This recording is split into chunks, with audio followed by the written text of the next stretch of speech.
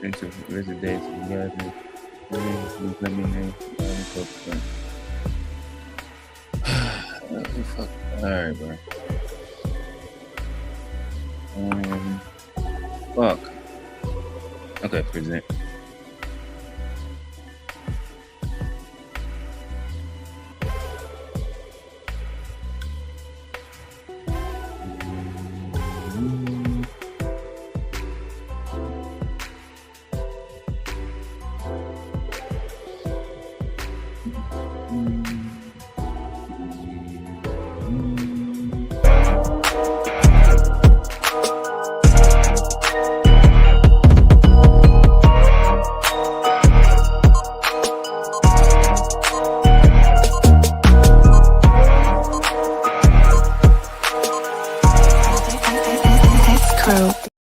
And like that, we're back with another Unpacked, presented to you by the To Be Fair Show and the GSH Podcast.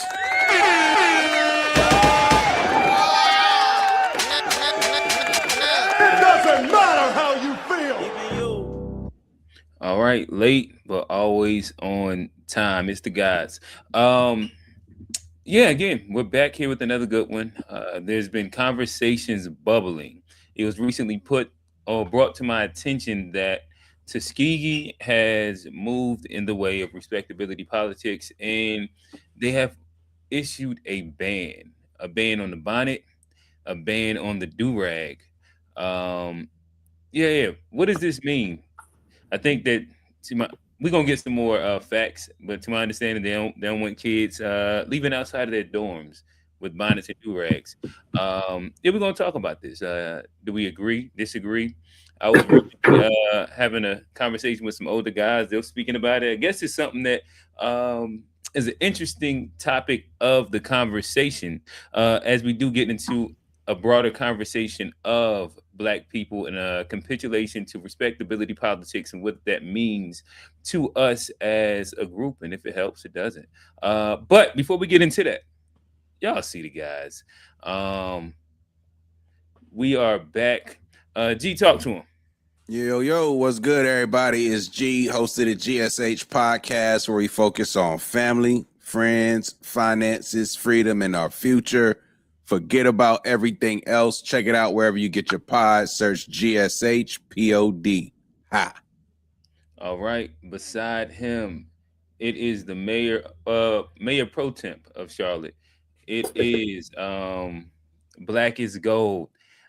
Hey, Black, what's going on, brother? You muted. What's up, everybody? Happy Wednesday. Happy to be here, man. Unpack this current event and whatever else going on, man. Let's get it. All right, I dig it. And Johnny, last but not least, 1/3. I think that's just your thing that's echoing, Johnny. Or maybe that was A Black. All right, so nonetheless, catch him rapping live on stage to Johnny P's Caddy on the Fall Off tour from J. Cole. What's going on, brother? What up? Glad to be back. Another Wednesday, another good topic. Looking forward to a great convo. Okay, I dig it. So, yeah. With that said, we're gonna kind of hop straight into it. There has been conversation about this ban that has happened, and so we'll start here and we'll branch our way out. Here we go. University is making headlines after rolling out a new dress code just weeks before students return to campus. So the updated student handbook, it is banning bonnets, durags, slippers, and other casual attire in certain areas of campus. It also tightens rules around attendance, cell phone use, and classroom behavior. And students are expected to arrive on campus with at least one professional outfit. And the university says the changes are meant to prepare students for the workforce and reinforce standards that have been part of Tuskegee's culture. But the new rules, they're sparking debate online. Students say if they're paying for tuition and they're adults, they should be able to wear what they want to wear. But others are arguing, I just woke up and I'm lounging around in the house. That's what we saying? Yep. Come on, That's y'all. what some are saying. Yep. But others are No. arguing that it's a private university and students knew the rules before they chose to attend. So what do you guys think? I mean, just I don't have a problem with that, especially if you're trying to teach kids, how to properly, or if you're trying to teach kids, if you're preparing kids for the workforce. You know what I mean? Like I don't have a problem with that. why would you want to present yourself that way? I will. Outside of your house, outside of your dorm. Well, students do it because sometimes they got early classes and they try to just get up and go. But I went to Hampton University where you could not wear any of that to class. You could not wear pajamas. You had to dress up, and on certain days you had to wear business attire to class. Now that's different. There was no option. So if you came into class with a do-rag, a bonnet, or your pajama pants, or some fuzzies, or whatever, the teacher was gonna say, "Get out." Now you don't gotta dress up, but you can do like these legging sets with some sneakers. Who said that's different? Yeah, no, you got Which to way? Baseball cap, whatever, but it don't have to be a bonnet. You got to be slippers. presentable. You don't have to And do that's what they that. always say. You got to be presentable. And there's schools out there now that have fine Oh, dining man. restaurants. You have to wear business casual Yes. attire to these restaurants, and you have to be on time to these restaurants. And they don't want you to have your phone, because they want to teach you how to sit around the table and have a conversation with somebody and look them in the eye. So I mean, I don't have a problem with this. Yeah, no, me neither. Like I said, when I went to school, they on certain days you had to wear a jacket, a suit jacket, or a blazer. You had to have a tie on. And I remember going, and a lot of brothers didn't know how to tie their ties. So All right, so we kind of gotten that. Let's see what Don Lemon thinks about this. Let's talk about Tuskegee University's new dress code. Tuskegee is an HBCU in Alabama. It has banned bonnets, durags, and bedroom slippers on campus. The university says the policy is meant to prepare students for professional environments. Critics say it's respectability politics and that colleges shouldn't be policing how students dress on their campus. I don't see it that way. I see it differently. I don't think it's about respectability politics. I think it's about, and it's not about denying anybody's identity. I think it's about standards. College is supposed to prepare you for what is next, and whether you like it or not, most workplaces have expectations about how people present themselves. And to me, there is nothing wrong with a university asking students to practice those habits before they graduate. That's what it's about. And let me be clear, there's nothing unprofessional about natural black hair. This isn't about race. It's about showing up for the environment that you're in, okay? And I'm saying anybody on any campus, black, white, or anyone should obey the school's policy, obey the dress code. Don't show up in pajamas and in your bedclothes. I don't care who you are. Let me know what you think. Okay, if you watch today's show, you heard us talk about Tuskegee University's new dress code. Tuskegee is an HBCU in Alabama. It has banned bonnets. All right, I think we have maybe one or two more that we're going to play just to give us some more background. The report, Tuskegee University is rolling out a new dress for students. In a letter from President Mark Brown, students are now required to arrive on campus with a business suit and appropriate shoes if they're going to attend a business meeting. The letter also says students may not wear revealing clothes in class, in the cafeteria, or in official settings like convocation. And Convocation, damn. Bonnets and durags. This shit had to be bad. Class or in the cafeteria. Bro, to name the convocation is crazy. Tonight's education. That mean it happened there. Yeah, that's crazy to even cite convocation as you gotta be here. Shouldn't be this controversial, but Tuskegee University's ban on bonnets, do-rags, and pajamas in the classroom has people in an uproar. And what bothers me the most is the notion that bonnets and do-rags have become synonymous with Black identity, when Black culture has always taken pride in presentation. What's ironic is many of the same ones defending the right to wear bonnets in the classroom are the same ones cheering women on when they make story times about leaving their hinge date in a restaurant because he showed up to a 5-star dining experience wearing jeans and a t-shirt. So you do understand that different settings require different attire. This mindset is exactly why we have teens showing up to job fairs in hoodies, t-shirts, and slides, wondering why employers aren't taking them seriously, because the adults who should be teaching and modeling professionalism are instead encouraging the lowered bar, labeling any attempts at standards respectability politics. We've fallen so far from the standard of excellence our ancestors set for us. To look at photos of us during the Harlem Renaissance, the era of HBCUs in the early to mid 20th century, Black Black people took tremendous pride in the way they presented themselves to the world. It wasn't about impressing another race. It was a reflection of the respect we had for ourselves. College isn't just about earning a degree. It's about preparing you for adulthood and the professional world. Part of that preparation is learning that there's a time and place for everything. The phrase Sunday's best came from our community. Even high schools have dress code. Why would it be outrageous that a university preparing young adults for the workforce would have one too? You're not going to convince me that dropping the standards so low for our youth will yield any positive results. These students should be taught to respect themselves, the classroom, and the institution, and recognize that every environment isn't meant to be treated the same. Expecting college-age students to come to class dressed appropriately shouldn't be this controversial. But Tuskegee University's ban on bonnets, durags, and pajamas in the classroom has people in an uproar. And what bothers me the most is the notion that bonnets... Yeah, it started over. All right. And with that said, I guess that gives us enough context to start with. So I guess there was nobody really gave like a defense of it. And I guess, is there anybody that sides on the side of that they should be allowed? I could play contrarian for conversation's sake, but that's not necessarily what I personally agree with. But I can take the argument. Okay. Yeah. I mean, same way. Like I can build the argument out bigger. And I guess we can start at just our initial opinions on it, and we can move from there. So, I don't think. Go ahead.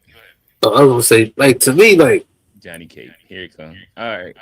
No, I don't think it's that deep. Like people go like quote historical shit. I think it's just like it's a rule, and like it's a private university, and they created a rule, and it's supposed to like prepare you for the real world. And you can't deal with a rule. Like I think it's like but I don't think it's any deeper than like.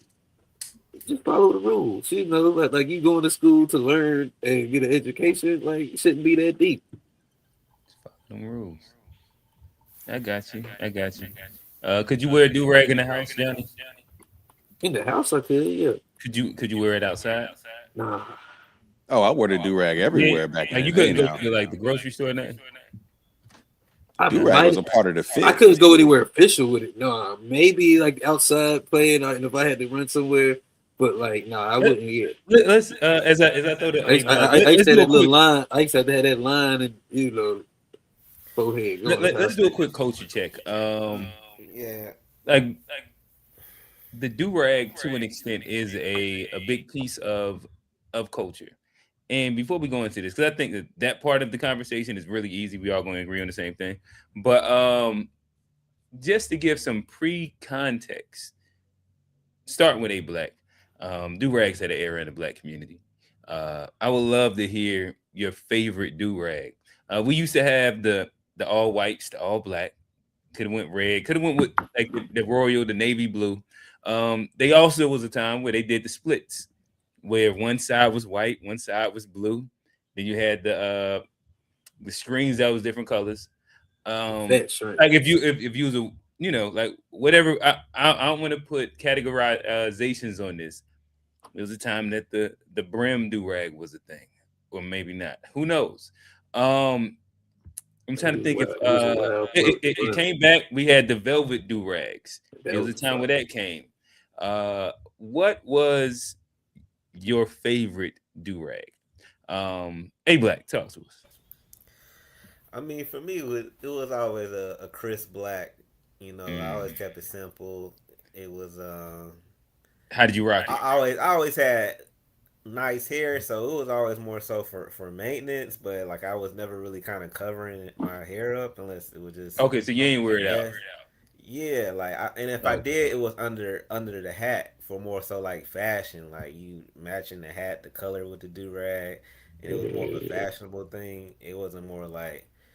So was you going flap out, roll up, ponytail? No, never flap out. That's the lamest shit ever. You gotta they recently tried to make that cool. there was a time where it was cool, but like it Nah, was not a time. Eric. When y'all say flap, when y'all say flap out, what y'all talking about on the back? Yeah, on the back, back. it hang like a mullet, like Where it just rang like a cape? Yeah, There was a yeah, time. yeah, There was a yeah, time yeah. you could get it. You could get away with it. Nah, No, you can Johnny, roll you it in the wrong up. You can neighborhood. ball it up. You can. Yeah, The yeah, only, yeah. the only way you could be flap out is if you just put the shit on, didn't tie nothing up, and it just laid over the shit, and the hat was like, like nothing was tied, nothing. It was just, everything just like was free flowing. That's the only way you Yeah, could yeah. get You talking away. about like if the screens was laying? Exactly, exactly. You just got the shit just like covered, like a blanket. Pause. Like, But yeah, my initial response to the whole thing is like Johnny said, I don't think it should have gotten as deep as it has. I think social media put the gasoline on it, and any prestigious. I mean, all the HBCUs are prestigious to me, but all the really big famous name schools are for some reason in the crosshairs for doing things that are normal. As a private institution, man, Booker T. Washington built this school like in Alabama, like so it's always been different. It's always been so like we gonna do George our Washington thing Carver. our way. And Airman. that's the thing with a private school. It's like finding the school that kind of fits you, whether you going to seminary, you going to a Christian school or whatever. But it's 104 other HBCUs. You pick the one that fits you, not going to the one trying to change it that's been there from the 1800s. So it's like I feel like people not seeing how regressive the students have gotten with the dress, man. It's like, yeah, you have chill days and moments. We all have, but it's bad, man. And they're You on going. the HBCU campus right now, right? And if you at a private Well, you work at it on the HBCU HBCU where campus. money is tight and you're not getting a lot of government grants and funding because you got Trump and the beautiful bill and shit, like donors are always coming to campus. So imagine you coming to a campus and you ready to invest in the future, and you see bonnets and and just the niggas wearing bonnets too, almost more than the girls. This is Like true. not even gay This niggas. is It's like true.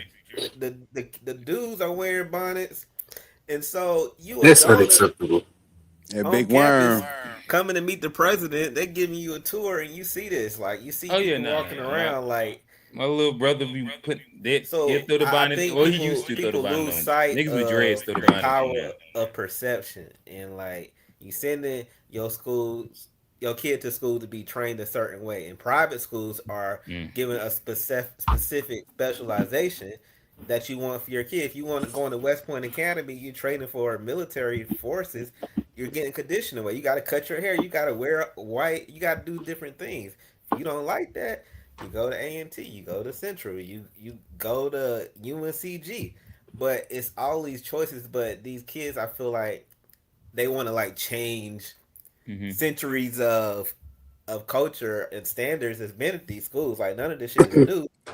If anything, it's returning because it's kind of eased up. They let shit lax up, but it's gotten so bad. But it's like, all right, we gotta bring standards. Like murmurs of dress codes been going on at a lot of schools. It's just like people been scared to pull the trigger because of this pseudo backlash.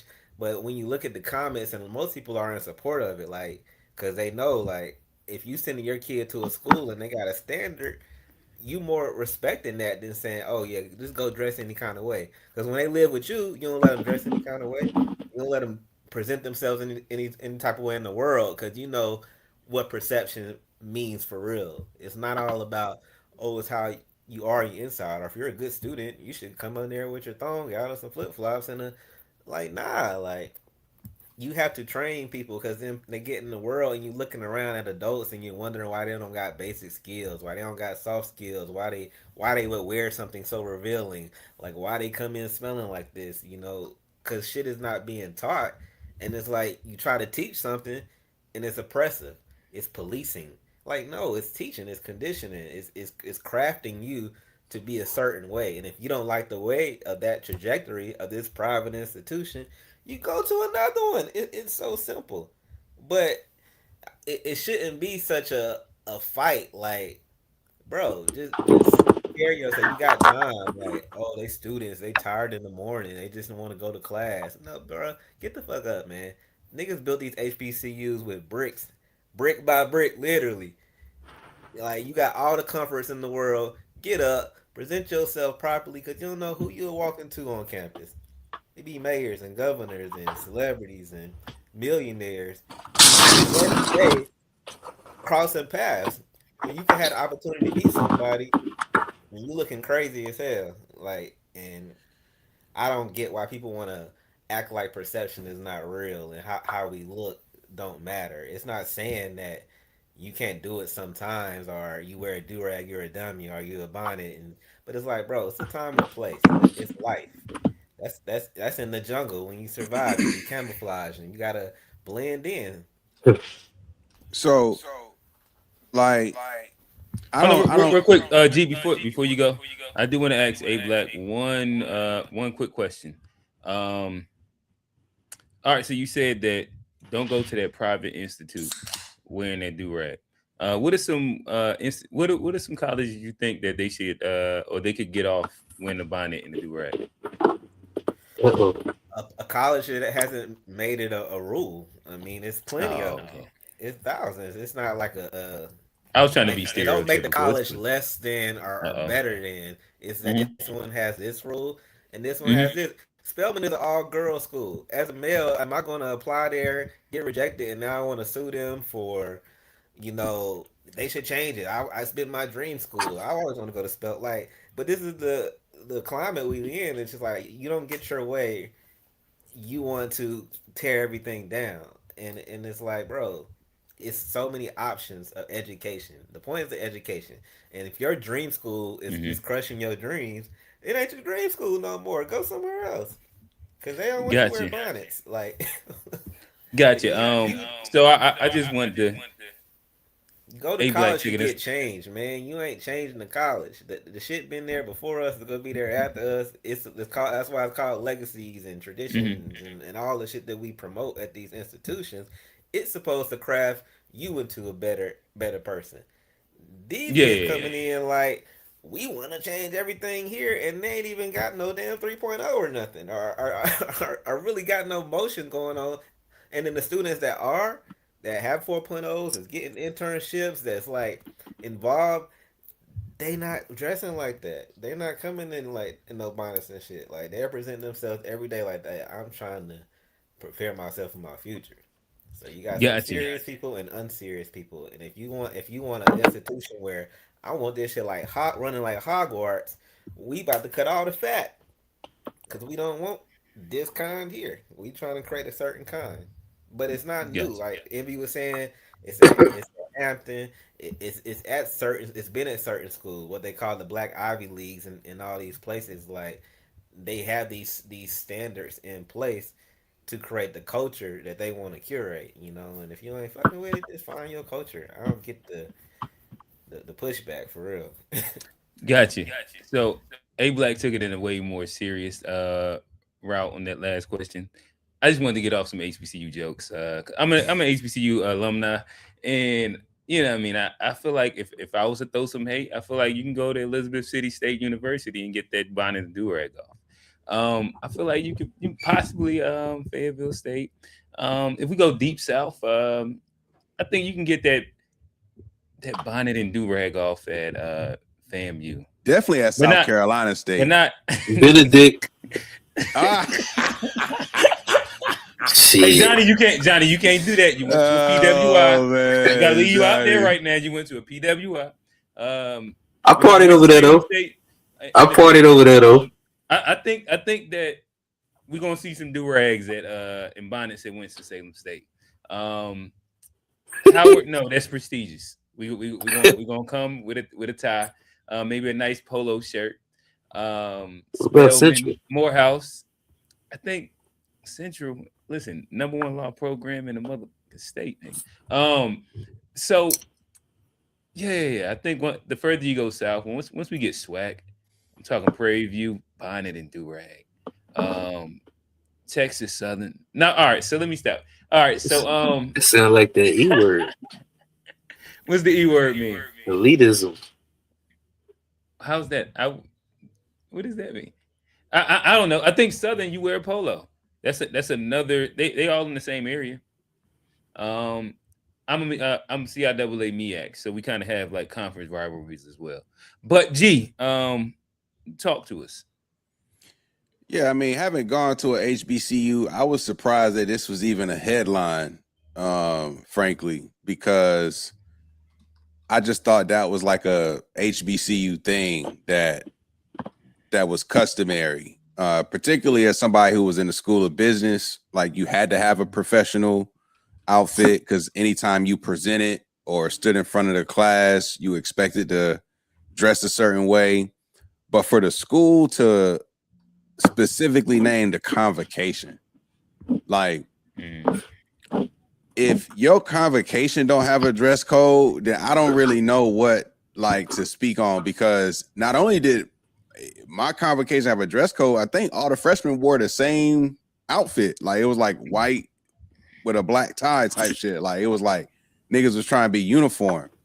And we had the honor of having Maya Angelou speak at our shit, which was crazy. So it's like, you know, just like you said, you a university, you trying to bring in like elite minds, thinkers, researchers, and when they show up, they see niggas in do-rags and bonnets. It's just like, it's a time and place. Now, granted, if you live on campus, does that mean you should never get caught in your bonnet or tie like outside your room? I wouldn't go that far. Like, look, I grew up in that era to the point where the do-rags had to match the fitted, had to match the fit. Like, I had a whole the headband. You had a complimentary headband.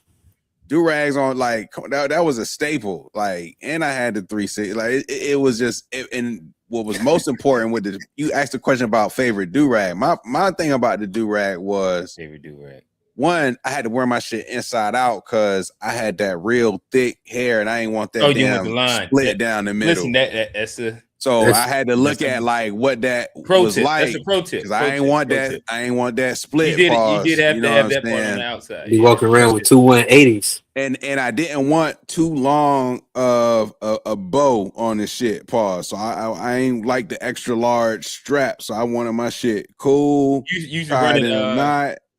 That not all right. So you was ponytail. Boom. Yeah, that was that. Like, yo, it's too smooth, man. Like, but that aside, like, I'm a like I said, I grew up with the do-rags from high school to college. Do-rags was a part of the culture, but wearing it to class, like, I don't say I never did it, but there was like this idea that, like, to me, the rules just simply said, like, it said if you're presenting, if you're doing it, something official, but it just sounds like people are just showing up. Because I'm gonna be honest too, like, for the ladies going to Winston-Salem State, they overdress. It was like, oh yeah, you didn't have to tell them to dress up. They stepped out dressed. Winston had them. We stepped out dressed. Like those Rams to the bookstore, to the anywhere in the breezeway, like class, library. Yeah, it did not matter. Like, I didn't see one Ram Shack with a bonnet on my whole 4 years, and I'm not even exaggerating. You said, like, on the weekend, okay, you see them, they out, they chilling during the day, etc. Going to the grocery store, fine. Like, back in the day, the like today's bonnet used to be like the scarf. It used to be like the pink scarf back in the day. You'll see some girls go to the calf early morning with the scarf on. Now, scarf, now, nobody ain't saying nothing about scarf because I feel like, but because girls didn't really wear the bonnet back in the day. In our day, they put the little scarf. They had a wrap, they little did wrap thing with the scarf. They would wrap that bitch in a circle. Yep. Yeah. I wonder why people hate the bonnets more than the scarves. Because I do feel like the scarves. No, the bonnet, because the bonnet shit look like a shower cap. You can't even finesse the bonnet because if you do the other shit, you could do that and then put like a nice like scarf over your shit and it can hit, and it's like you doing some stylish shit. The bonnet just look like a fucking shower cap. Like you about to get in the shower or some shit. It's big worm. Like you can. It's tough to get away with the bonnet and make it look like you did that on purpose to match the outfit. Yes, like Steve, I agree. It's mammy-ish. It's like, yo, the bonnet is crazy. I saw one comment said they disagree. Yeah, he said he gonna call in 5 minutes. Okay. So but we'll talk about it. I do want to say though, it's an interesting conversation in that this is a thing as it relates to black schools, because at white schools this is not a conversation, and they don't really press dress codes on white students. And having been on white campuses, they definitely will show up any kind of way dressed in athletic when it comes wear. when it comes to presentations and stuff, there is still an expectation there. We gotta be 10 times better. This is Johnny expertise, the whites. Yeah, the whites. So Johnny, as we talk through that, what was your favorite way you as a tether wore your do-rag? I ain't no tether, nigga. Oh, my bad. I ain't no tether, nigga. I mean, like the ponytail, he tied it up in the I feel like Rock Hillians, y'all almost look like American tethers now. Oh, damn, Johnny, he's shitting on the set. All right, I'm joking. I mean, like, but not really, but I'm joking. But I'm serious. Okay, like, I mean, okay, like, I really. But go ahead, niggas, talk to us. How you used to wear your do-rag? I mean, I don't really like. You just tied it up and like you said, I did like the little ponytail. Okay. Like, you know, little ponytail and like, you know, just kind of wrap it up. I like the velvet joint though. You was going two-tone? That means you was wearing do-rags later when the velvet came out. That was later. Nah, I mean, I started out with the little. I mean, I really started out with the stocking cap, trying to get the wave. I really like it. Really started with the stocking. You got good hair, and you was trying to get the waves, right? I mean, I was trying to get 360. My right, yeah, I know. Trying, right, yeah, right. Like, right. Like, I mean, it wasn't automatic. Nigga still had to put the little sporting wave in it. Yeah. Brush it. You know, I probably didn't have to brush it as much as y'all, but I mean, I still had to put in a few. And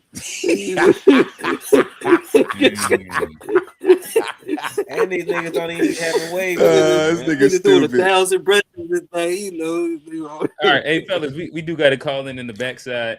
Nigga. Yeah, I said it better that time. Shout out to Chaotic Truth Live. I'm gonna bring him up to the stage. Talk to us, brother. I don't know. Is my mic okay? Yeah, we can hear you. I did not go to an HBCU.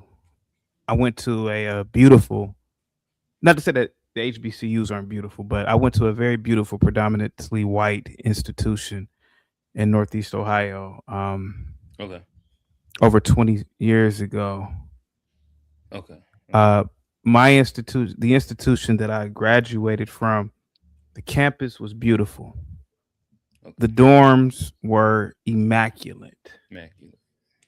The white women. Can you shout out the institution? I went to Kent State University. Okay, Kent State. Okay, familiar. Yeah, we're known for the May 4th shooting. The white women. The white women looked like angels from above. They did. I'm just gonna be honest about it. They did. And I'm not even into white girls. They really did. I'm not even into white girls. This nigga hedging, talking about hedging. Oh my goodness. I'm not into white. I mean, don't get me wrong. I mean, I Johnny, you find your kinfolk. You and Trey. I did never. You've never heard me say that. Right, so keep going, my brother. Keep going. The amenities on campus were impeccable. Our recreation center at the time was about 5 years old. They had recently built about 10 dorms. This was back in 2003 when I was on campus. We had an incredible network of systems on our campus. The showers were always warm and cozy. You know, the dorms always smelt like roses because it was constantly being cleaned. Wet dog. You may be asking, well, what does this have to do with bonnets? What does this have to do with bonnets? Well, I'll tell you.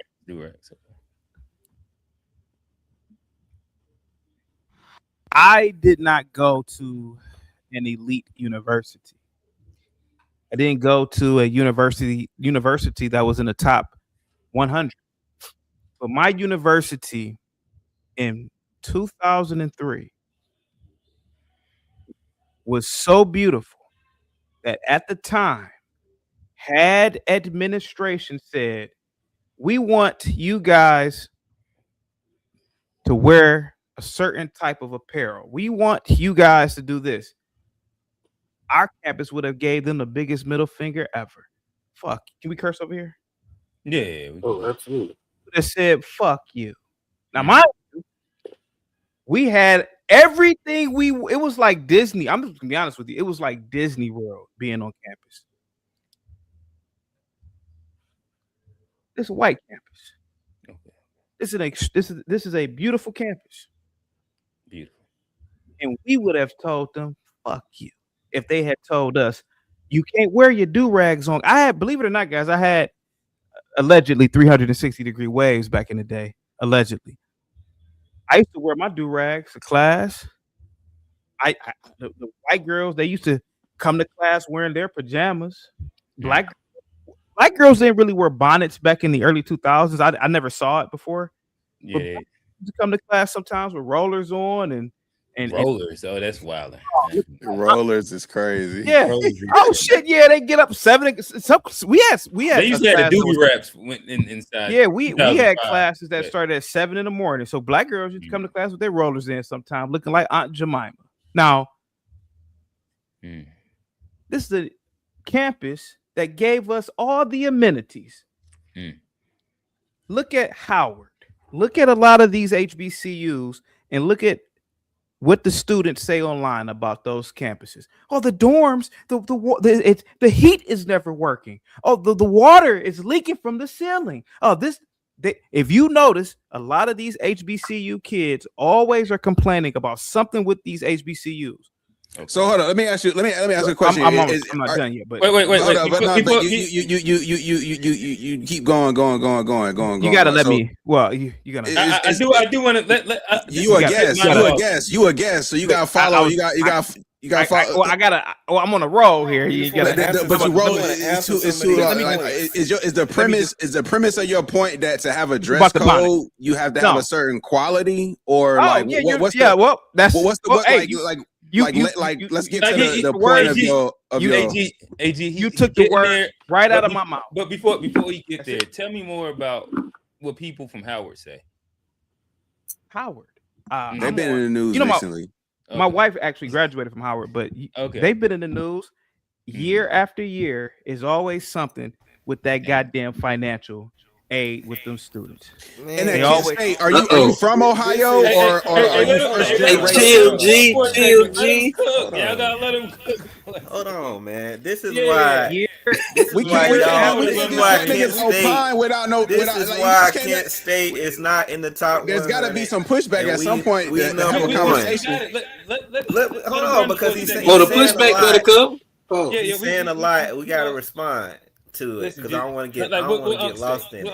But wait real quick. This is a new guy. In a nutshell, go ahead, talk to us. Tuskegee University is in no position to tell those kids what the fuck to wear. Let those little black girls walk around with bonnets. That is a part of black culture. No, it's not, man. Let those black boys. Hey, y'all let him get his shit off. We let him talk. It's not or am I not gonna be allowed? Am I gonna be allowed to talk? So, I'm gonna give you about 2 more minutes. Let him finish. Kind of summarize all your points, and then we're gonna drop into it. So, what I'm saying is, if I can land my plane, right? I gotta switch my mic. Give me a second. Let me switch my mic real quick. Hold on. My mic. You can only talk with the right mic. You on a roll. We can still hear you. But it's my laptop mic. Anyway, we can still hear you clear. If I could just land my plane, could see if Harvard, Princeton, NYU, Cornell University, I could see if the elite Ivy Leagues or the Ivy League adjacent universities, MIT, had a dress code. They have a pipeline to the greatest corporations on the. My little niece just graduated from Princeton. She's been working at Bain Capital. It's a multi-billion-dollar financial institution. But a lot of these state colleges, a lot of these HBCUs don't have a direct pipeline to the greatest companies on the planet for those kids. So it don't matter what the fuck they wear. It don't matter what they wear. Most of these kids from state colleges and these HBCUs either end up working for the government or some nonprofit. They don't end up working at JP Morgan Chase from no government got a dress code. 1 minute. Keep going. What I'm saying is that that's the best that these institutions can get these kids is to work at some government job, basically welfare job or some nonprofit. The truth of the matter is that if the elites are not, if the elite schools, I'm gonna go on mute. I'm just gonna go on mute. You don't want to hear what I gotta say. If the elite schools, if the elite schools are not making a demand for these kids to dress a certain way, then certainly state colleges and HBCUs should never do it. They should never ever. I would be appalled if I was a black girl waking up at 6:30 a.m. and I got my bonnet on, and I can't go to class with my bonnet on. I'd say this is against the Crown Act. This is a part of my culture, and my ancient ancestors have been wearing bonnets for eons. That's it. Can I go? Okay. All right, so A Black, the floor is yours. First off, Devin, it's not that much. Hold on, man. Let me go, man. You know why you say Kent State ain't in the top 100 or nothing? They don't have to deal with shit when you number one like Howard. The last thing is state. You getting state funding, but y'all legacy is obviously beautiful buildings and white girls. Cause I don't know shit else about Kent State, but listen to this. Howard is a private school. Tuskegee is a private school. You said they can't tell them what to do. Yes, they can. That is the whole premise of a private school. If you take your money and you build a school and you erect it and you get funding and you want a certain type of standard, you have that privilege because it's the school that you created. It's a private school. You don't want to do that, you can go to Kent State and maybe you get a job working with JP Morgan Chase or whatever validates you as success. But coming through HBCUs, a lot of them have infrastructure since the 1800s and shit. Yeah, buildings leak and all of this shit, but that don't take away from the character of what people are getting at these schools. And you can tell people what to do at a private institution. That's the difference between private. They're not state schools that you're saying. Howard got to get their own money. Tuskegee got to get their own money. So if I got donors coming to my campus, you can't look any kind of way. We're a standard. We're the Black Ivy League. And you're talking from a place of privilege.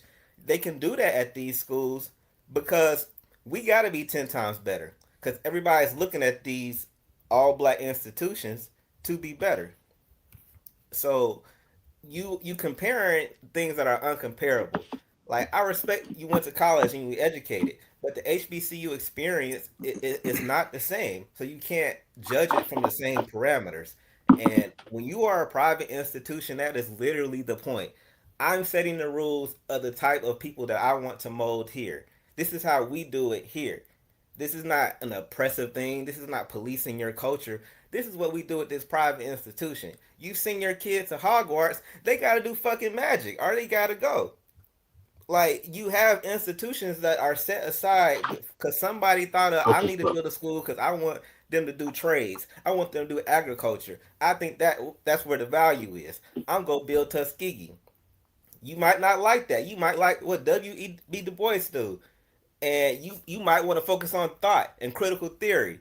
And that might be the most value. So you build your institution. And that's the whole purpose of it. Now, as a student, I get to choose. Where do I want to go? Well, over there, they don't let me wear a bonnet, so I don't know. But I might be a student where I don't wear a bonnet no way. And I like this school. And I vibe with this culture.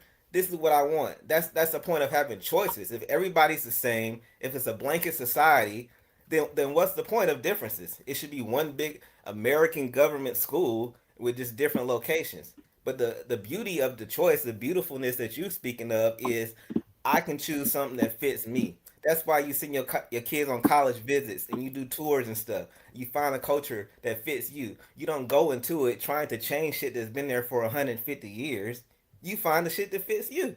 That might be community college. You can get up at 6:30 and wear a bonnet. But if I'm going to West Point Academy, I'm training to be in the military. I gotta cut my hair in a bowl cut, and I gotta follow their standards.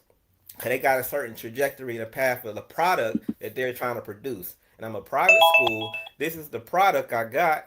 So I have to sell this to my donors. This is what we're producing. Clean cut people. They don't wear bonnets. They wear suits. Cool. We want to invest in that.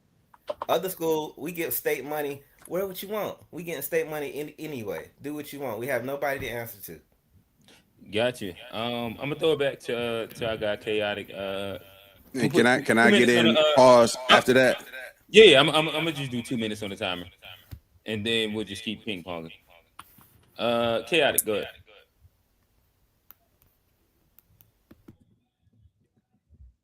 There's a great. Oh, there you go. All right. There's a great pastor by the name of Pastor Manning. He's been saying this for 25 years. The black man does not understand the world. And I just listened to a guy who does not understand the world.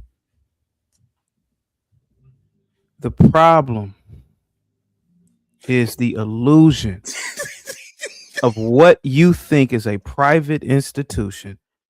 My fella, Howard is a private institution in name only. Howard is funded largely by the government, by the federal government, just like a state college. Howard, sir, don't get me wrong, incredible alumni. But Howard is not producing. Howard does not have the same output as the Ivies or the Ivy adjacent. Howard produced your wife. I was quiet the entire. Howard. Sir, what I mean, sir, is when you guys go get a job, I bet none of you guys are working for a company created by a Howard man. When you guys need a loan from a bank, you guys aren't getting a loan from a bank that was created by a Howard man or woman. I'm not. You think I'm up here? You think I get off on going in on the HBCUs? No, I don't. The fact is, we create our own jobs. Excuse me, sir. Excuse me, sir. Sir, am I not allowed to talk over here? You trolling or are you talking? Brother, I wish I was trolling. I wish that I was pulling your leg, as they say. But these are the things you blacks. Howard, is that me or is that you guys? Oh, my mic just went off. Shit, maybe that's me. Shit, I can't hear shit. Hey, we can't hear you, Q. Oh, my bad. I thought y'all could hear me. That was me. That was the timer. But let this nigga finish his thought though. Let this nigga finish before I go. Let's let him finish his thought before I go. But I want to finish his thought, and then I would like to interject with. The thing is that chaotic. I'm gonna put 30 seconds on it. Try and surmise. 15. No, 15. Yeah, just give me 30 seconds. Just give me 30 seconds. Go ahead. Just give me 30 seconds. It's going. The world works on semiconductors, steel, concrete, shipping, and logistics. The world doesn't work on N-word babble that I'm hearing right now. Howard doesn't produce. These HBCUs don't produce on the magnitude that keeps this planet going. So you can't demand that these kids look a certain way. It's appalling. It's absurd. Go ahead. All right, there we go. All right, G. It's on you, my brother. All right, look, I gotta get more than 30 seconds. Pause. Oh no, I'm giving you 2 minutes. All right, so I just want to preface by saying this nigga said bonnets are black culture. That's one of the craziest statements to claim that bonnets are a part of culture, therefore deserve to just be like worn. It's like that's one of the craziest things. But that aside, when we talk about the institution of Tuskegee University, okay, they're actually at the forefront, known as a STEM university. And one of their biggest contributions as a whole is engineering and technology, including aerospace engineering and mechanical, chemical, and civil engineering, which go to the point that you just spoke to as it relates to certain fields and what produces to the economy, etc. Now, outside of that, they still got health sciences, but in addition, they work with Fortune 500 companies that heavily recruit from this university. It's one of the best HBCUs in the country. The Boeings, Lockheed Martin, Chevron, Microsoft, IBM, Intel, General Electric. You want to go agriculture, Procter & Gamble, John Deere, Caterpillar, Cargill, Pepsi, Coca-Cola, finance, JP Morgan, Morgan Stanley, PwC, Amazon, NASA, FBI, USDA. Like, Tuskegee produces a ton of talent in these fields that you claim aren't available for blacks. And so this idea that HBCUs don't produce talent is, and then you go to Kent State, but then you talk about schools that don't even, it's like, I don't even understand your angle, because by your definition, like, what you're trying to say is that because you're not a quote unquote, I guess, elite, you don't get to have a dress code. It just doesn't make any sense. All right, and I'm gonna throw the A Black. Talk to me, brother. Yeah, I mean, that's even more reason you should be trying to have a dress code or have a standard to get it up to a certain thing. But like I said, man, I know a Howard hater when I hear one, and I don't even gotta run down our resume. Like, I mean, we talk about the illustrious Tuskegee, the airmen. Like, we got the first black judge, Thurgood Marshall. Like, we got great black thinkers. Like, I haven't heard of one nigga from Kent State in my life. So when you talk about what it producing, and then you married to a Howard woman, it's like you gotta be trolling or you gotta be hating. But it's not no logic behind it, because all the numbers gonna speak for itself. Like, you ain't even, you talking about Howard and Tuskegee, bro. Like, really? And you talking about buildings and lawns and like that shit matters. And white women, nice. And white, they get points because they got white women. Like, I mean, it's an open and shut combo, man. Because it's a private school, private institutions. Angels do what they want. They set their rules, and you either abide by them or you don't go to. Hey, check the private check, Q. Okay. White angels. That sweet white nectar. Nigga love it. Made you feel cute. Probably thought you was real funny. All right, so G, you got 25. Oh, A Black, you got 22 more seconds. If not, I guess my guy Johnny threw this into the chat for us to look at.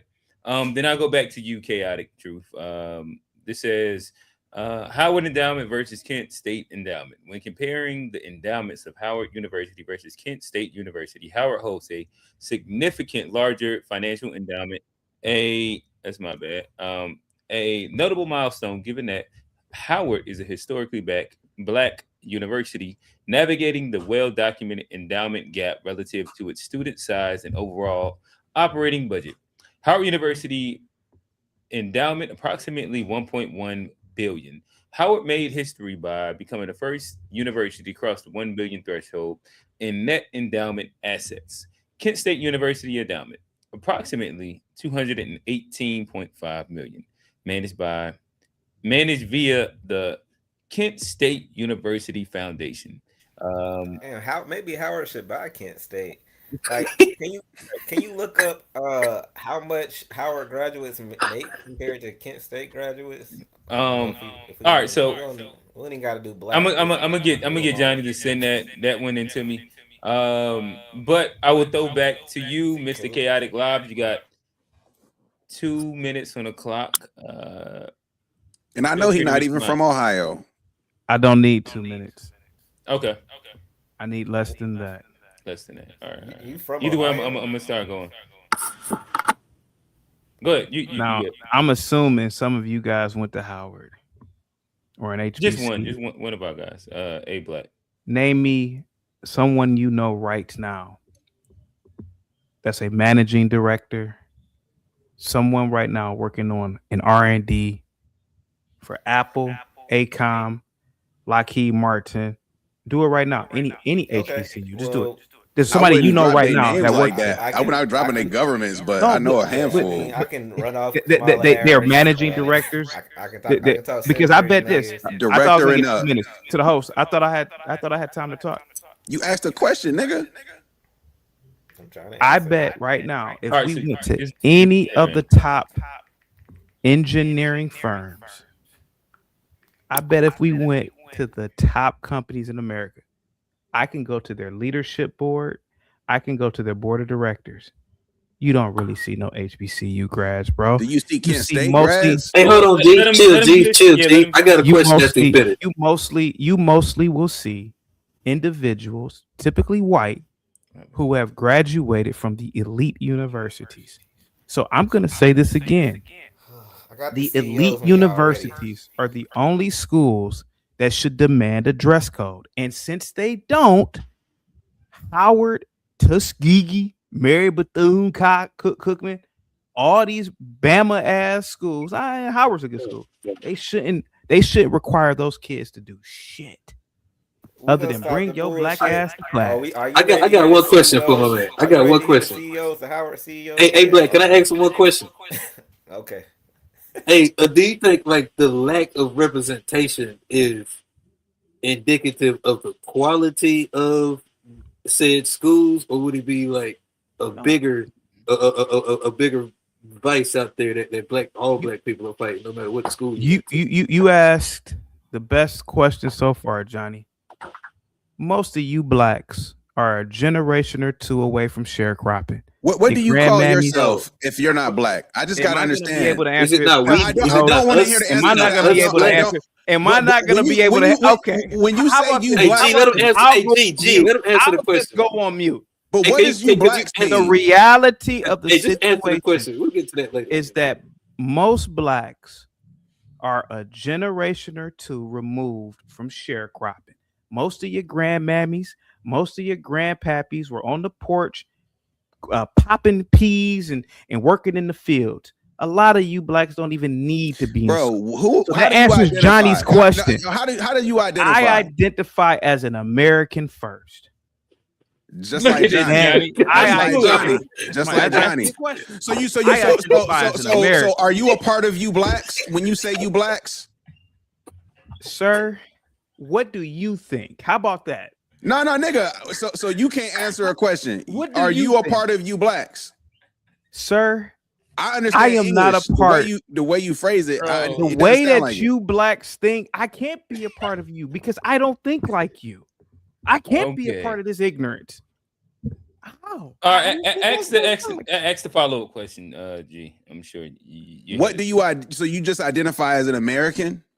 I identify as an American. Now, where your grandparents you call me from? black? Where your grandparents from? My maternal grandparents are from Alabama. Do you want the city? Where your paternal grandparents from? My father's parents are from Tennessee. I'm American, sir. I go back hundreds of years. Freedmen too. We weren't slaves or none of that shit. I don't know nothing about that. Nobody in my family ever talked about any of that slave bullshit. I'm a freedman, sir. So that's great. That's great. So you none of your ancestors were ever enslaved? Never, not one. We don't have any white DNA. Most of my family is dark skinned, super dark. We have a few Negroes who are like copper tone, but I don't come from whatever. I don't. When did your people get over here? If y'all was never slaves? Well, the paperwork for my maternal side goes back is the late 1600s. My dad's side is a little iffy. It's like what paperwork go back to the late 1600s? Is it on? Let me guess. You looked it up on the internet. Sir, we've kept documents, and my family has been literate for hundreds of years. We kept documents, sir. Paperwork. We kept document. Paperwork. My family was literate. Yeah. And so I think that you have like an interesting story that you're absolutely producing to us. You said that y'all were freedmen. Your parents have never been, or nobody in your lineage has ever been slaves. Not to my knowledge, no. Okay. That's a different statement. Your people were from Alabama and were black and were never slaves? Never. Not to my knowledge, no. Okay, what were they? Inside like 1600. Well, you do know that a lot of blacks were slavers. And you do know a lot of blacks were beating the shit out of whites and blacks. And that's what I come from. I don't come from slaves. I come from y'all were slaving them whites. Y'all were slaving them whites and blacks. You look in history. A lot. Look in history. That's why, like, when I see white, when you say a lot of blacks were beating the dog shit out of whites and enslaving them. You goddamn right. Oh, you are black. Of course, I'm black. What are you? What about you American? You say so? Are you American or you black? I identify as American first. But when you say you blacks, are you black or not? No, he's not. Of course, I am a copper-colored man. So when you say you blacks, you're a part of that. Hey, I love this because he used all the FBA terms. This is fun. So are you a part of you blacks or not? Of course, I'm black like you guys. But if anything, I'm blacker. But when you say you blacks in context, you're not talking about yourself. No, because when I say you blacks, I literally mean that as an insult. Because I hear, but you're black too, right? I hear, yeah. Sometimes I'm ignorant too, but I hear a bunch of guys who don't understand the world. You don't. You're speaking the white man's language. You're wearing his clothes. You got his car outside and wearing his clothes. Who clothes are you wearing? Like, nigga, what are you wearing? Let me. G's wearing LeBron. I'm wearing the white man's clothes. You goddamn right. But see, I acknowledge it. So nobody, you are Q. This nigga's a troll, Q. Like, I'm not a troll. I'm not a troll at all. This nigga don't make no sense. I'm a troll. Y'all are wearing white man's clothes, and he's wearing white man's clothes. But you don't admit to it. See, I admit to it. I don't have to admit this shit, nigga. This shit say Nike, motherfucker. I'm not a troll. I don't gotta admit to nothing. Now I'm a motherfucker. Now I'm a motherfucker. Yeah, nigga, you a motherfucking nigga, nigga. You a black motherfucking trolling ass nigga is what you is, nigga. A lot. Can we just have a nice discourse? Nah, cause you blacks don't know how to have a nice. Hey, people who wear durags and bonnets talk like this. Hey, look, man, I'm not gonna listen to a nigga just keep talking. I can over talk a nigga just talking that bullshit all day. I didn't call you a motherfucker though. I don't give a fuck what you call what. I don't give a fuck about what you talking about, nigga. You not saying shit relevant. You not saying shit that's relevant. You just a troll. Q, can we get back to the conversation? Now, I mean, I'm over here being called a nigga, Q, don't tell me what to do, nigga. You gotta talk to G now, nigga. What is you talking about? What is you saying? Like, nigga, what is you running from? What is your question, G? I don't have a question. Don't run from it. I just don't want you to talk, nigga. Oh, so now man, check the DMs, man. Get the facts, man. Hey, man. Here's my thing. I can troll too. I'm stuck in between a rock and a hard place. I do think that this gentleman, Chaotic Truth Live, he is presenting a fun, interesting POV that we can go down. I think that as well. GA Black, y'all are giving him also what he's looking for is the reaction. I love it. But to me, I think that I would love to go down more of the intellectual path that he's on to kind of like this is an interesting fact check that I would love to see, like some documentation of both sides of your parents never being enslaved. He don't got no paperwork. And like again, because we are like a channel that unfortunately, you know, a lot of our guys they lean to the FBA side of the game, and that lineage check ends up being like a topic of conversation. And so I think that's interesting, especially if you can prove that is a thing. Again, I don't really get triggered by the you blacks thing. That's kind of like the way that conservatives speak within like the idea of Black people. But I would love to continue to unpack inside like a real debate format, which you're actually saying. And I think that he not making real points though, Q. Well, you can't criticize niggas for wearing white people's clothing when you got on when nobody's talking about white people's clothing. When you got on white people's clothing, you creating things out of thin air. I think that all you have to do is just rebuttal them and inside the same man. format. I'd rather get messy. If he gonna be silly, I can respond silly. Like I get that. Respond to a real premise. And I think that we can have a good conversation. We know that the over talking thing. Stick to a real premise. It dilutes kind of where we're trying to go to. But if we stay within the 2-minute time frame, which I'm trying to give everybody, I think that we can flesh out some ideas in which I think that there is good ideas and bad ideas being presented right now.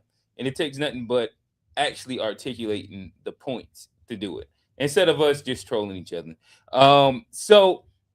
With that said, G, I will give you the next 2 minutes, or if you want 30 seconds, just to propose a question to my guy, Chaotic, that's going to land us inside a better conversation.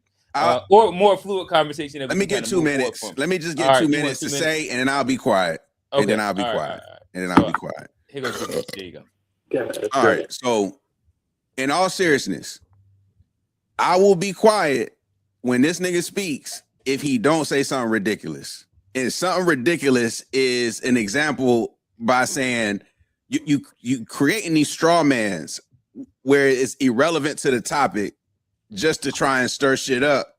And if you want to stir shit up, we can stir shit up. We can just get up here and yell, argue. It's not fun. Let's have a conversation. It's not fun, but I'd rather have a real conversation. So to bring up a point of view of, oh, you guys wear white people's clothing when nobody's talking about clothing, nobody's talking about like anything like that, doesn't make any sense. And then when I say, well, what kind of clothes you got on? You like, it's the white man's clothes, but I'll admit it. Nobody's denying anybody's clothing at any point. It's like, let's just have a real conversation where it don't got to get into this idea just like saying silly shit that don't even make sense. And if we're going to be honest about like elite institutions, basically his whole premise, by definition, there is maybe a handful, single digit number, 5 to 8 elite institutions in the United States. By the way he's talking in terms of Ivy League CEOs, executives, etc., who go to certain schools. Nobody's disagreeing with say that the bulk of elites go to elite institutions. That's not a wrong statement.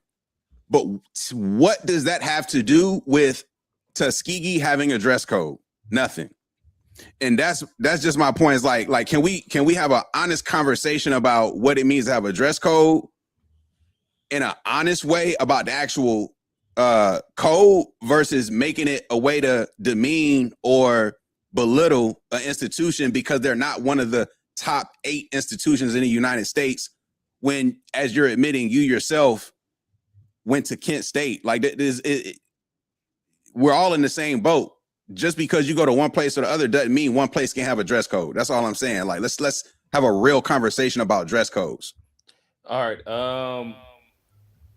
Chaotic Truth Live. I'll give it to you. I don't need 2 minutes. True. What am I? True. How about this? True. Why don't you ask the question, and I'll just give you a direct answer. Would you mind that, sir? What is the question? True. Are you talking to me? True. Yeah, I'm sorry. Cruz. I got bad eyesight. I thought it said Trues. Cruz, go ahead. You got bad eyesight with glasses? Yeah. Believe it. Are those you just got those on for fashion, brother? Is the whole thing a disguise? My time is. I have time. Can we please? Your time is paused, brother. Your time is paused. I'm not interjecting on this time, right, Q? We restarted for it, brother. Not at all. I ain't never heard a nigga with glasses say I can't see. I just want to say that for the record. Sounds fraudulent. Can we get this started, Q, please? What is the question, Q? Yeah, so go ahead. So y'all were within the conversation. I was attempting to not be in it. But I'll throw to A Black if you do have like more of a straightforward question. Sounds like you said you wanted sure. I just wanted to I wanted him to answer to the actual facts. I mean, he was kind of saying things about HBCUs and how, particularly, when all the numbers point that Howard is better than Kent State in every way. So, you know, these are the actual facts. You got your feelings of beautification, but I put the facts in the chat. Q kind of flash them on the screen. He can put them back up, and we can kind of debt the whole. There's some type of better or quality education you're getting from your beautiful white schools than we get from HBCUs because the numbers are saying otherwise, and that's just Howard. I mean, I can throw Spelman against y'all; they're gonna beat you. I can throw probably A&T, Central. I can throw a couple schools, and they'll probably beat Kent State in every way. Low endowment, low graduation rate, like below average in every kind of way. Y'all not producing really nothing. Trolls apparently, and niggas that marry Howard girls. But here are the facts. I got multiple sources, and we can kind of dead that conversation of your initial premise that you got some type of superiority over HBCUs because of buildings, and infrastructure. You don't. So that's dead. He can't even get a good optometrist. All right. So I'm gonna throw to you now, my guy, and I think that this is probably the part that I think that we're missing in translation is that right now y'all are to a piece giving him exactly what he's troll. Not, I don't even want to say that he's a troll because I think that there's a space where I believe that my brother Chaotic Truth Live might believe and probably believes exactly what he's saying.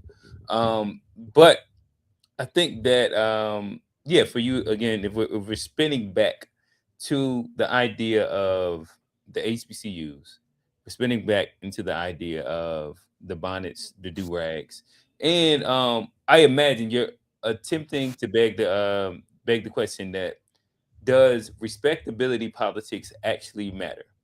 And if that gives you a leg up, and if these institutions that inside the paradigm in general might be looked at as lesser than, and they're doing more but getting less results, and these institutions that are looked at inside the quote unquote paradigm are doing less and getting better results with rollers in their hairs, or however you kind of frame it, that there is no reason for this specific ruling. Chaotic Truth, I give you the floor. I'm gonna say this again. No HBCU is competing with the top 50 universities in America. And even those 50 don't require dress codes. The black students that go to Howard, Tuskegee, Florida A&M, whatever Central University in Ohio, this should be an insult to these girls. The bonnet is protected by the Crown Act. These kids need to protest. They need to cause an uproar. They need to demand that the facilities are up to standard first before the university, the administration, demand anything on those kids. I got 50 seconds left, so let me just finish, guys. What next will you want them to do? Taking away those bonnets. Taking away those bonnets is a form of slavery. It is a form of oppression. It is tearing down black culture. Let those girls walk around with bonnets and let those boys walk around with do-rags and let them sag their pants. Let them do what they want to do. This is black culture, and there's nothing wrong with that. This is what they want. They are paying customers, so let them do it. Go ahead, guys. I got a question for you. Yes. If the respectability part, we looking at it, and you're saying that like HBCUs aren't comparable, and us having a standard for kids at HBCU, that's not going to work. What would you suggest HBCUs do to close said gap?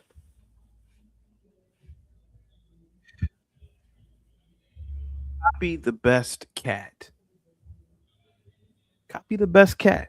Copy Harvard. Copy Yale. Copy Cornell. What are they doing? Why are these kids graduating and becoming world leaders, the managers and controllers of this planet? You don't think nepotism has anything to do with it? Sure, why not? Figure it out. How does this school? How do these schools even get that type of system going with nepotism? Sure. You mean to tell me in 200 years these HBCUs can't figure it out? They can't copy Harvard? Stop. And I'm pretty sure they have. Copy. But don't demand these kids to do something that the elites don't even do. Man. You demanding these kids not to wear bonnets, and you want them to wear what dresses? For them to what? Graduate and work at some bullshit? No, nobody's saying they should wear dresses. Like, let's be honest about the policy. Saying you can't wear bonnets isn't saying you have to wear something else. It's just saying you can't wear a bonnet. Sure. You can't wear a bonnet working as a greeter at Walmart.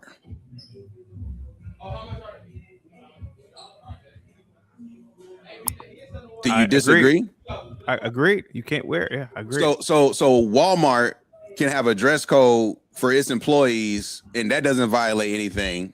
But a college institution can't tell people how to show up in their buildings because they paying the Walmart greeter. That's the difference. Hey, if I'm paying you, you better do what the fuck I say. It's different if I'm paying you.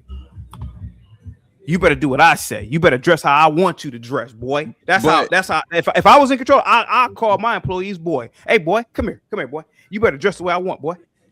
But see, if I'm the paying customer, you can't tell me what to do. You can't call me boy. But if you as a customer only get in if I allow you to enter, meaning as the college you may pay, but you are here because I allowed you to come here. And you know what? I allowed you to pay me to come here. And you know how many HBCU former students are on my show and said they left said universities and went to white universities because of the same thing you said. Okay, well, mother F your school. I'll go to the white university and do what the fuck I want to do. Who cares? You see how he changed? I don't know anybody. You see how he I got a lot of people on my channel who said the same thing. Nah, you see how he went from comparing Howard to Kent State to the top 50 of white schools and stuff like. It doesn't make a lot of sense with these huge endowments and resources. Like, you comparing these white institutions to black institutions. Like, I don't get the comparison. What they got to do with a private institution not want to wear bonnets? Like, we know that we are outpaced as far as resources in almost every black institution compared to our white counterparts in America. When it comes to land owning, when it comes to every type of economic factor, we are at the bottom. So of course our institutions have a gap as well, but we still beat Kent State, one, and two, that had nothing to do with the conversation of creating professionalism at your private institution. Like, you're not making no sense. It was trolling. The facts already deaded that. So what is this comparison? Because once we put the facts about Kent State is not better than these HBCUs, now you like, oh, well, y'all not better than the top 50 white schools. They're not our parameters. Whiteness is not our parameter. That's why Howard is great and produces greatness. Well, I think Spelman and Howard was inside the top 50. You said what? They're probably not top 50 in the U.S. Oh, in the Google search, that's what it said. But who's doing the rankings? That's what I'm saying. Okay. Like, who doing the rankings? Who's the governing body of ranking schools? Who's going school to school and saying this is better than that one? And what is it based off of? And why are you so easily accepting it? Oh well, because you accept whiteness, because you want to copy whiteness, because you want to subscribe to whiteness.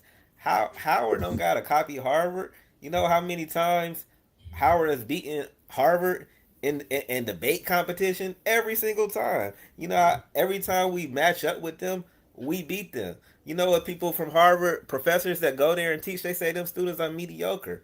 And a lot of them are nepo babies. They're big on their name and their prestige, but as far as the product, nobody's competing with HBCU product. As far as the black community and the black workforce, like we are outpacing black people from PWIs in every facet and sector of the workforce. So you can shake your head. Maybe that comes from some type of hate of not getting to go and have a homecoming, and maybe you get a taste of it by marrying a girl from HBCU. But the trolling and shit is dead because the facts has disproved it, and the comparison is not a comparison because it don't align with the initial conversation of this school having a rule, and institutions have rules. You got to follow them or you don't. You got to go to work tomorrow or whatever you do, and you're going to follow rules. You're going to drive and you're going to stop at that red light because you're going to follow rules. There's order, there's structure. This is an institution trying to restore what they deem is order and structure.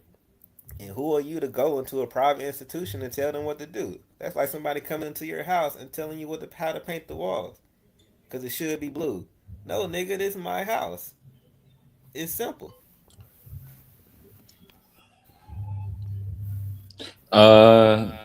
Chaotic Truth Live, talk to us. I stepped away for a quick second, Jill King. Had to sell some waters. But yeah, talk to us, brother. So Waterman right there. Waterman. I'm listening to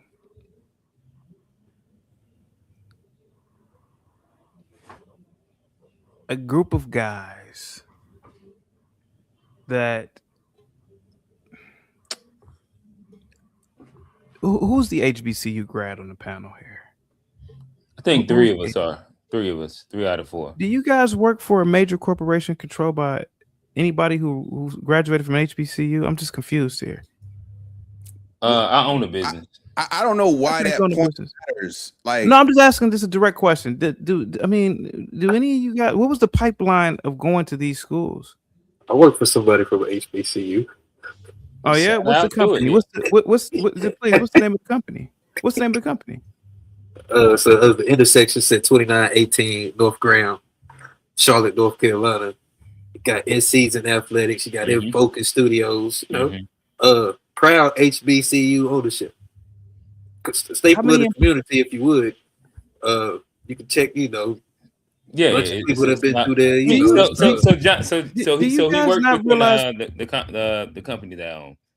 It's like you're essentially saying that success is defined by working for a company and not having anything else in life. Like, no, I'm not saying that. I'm just trying to figure out.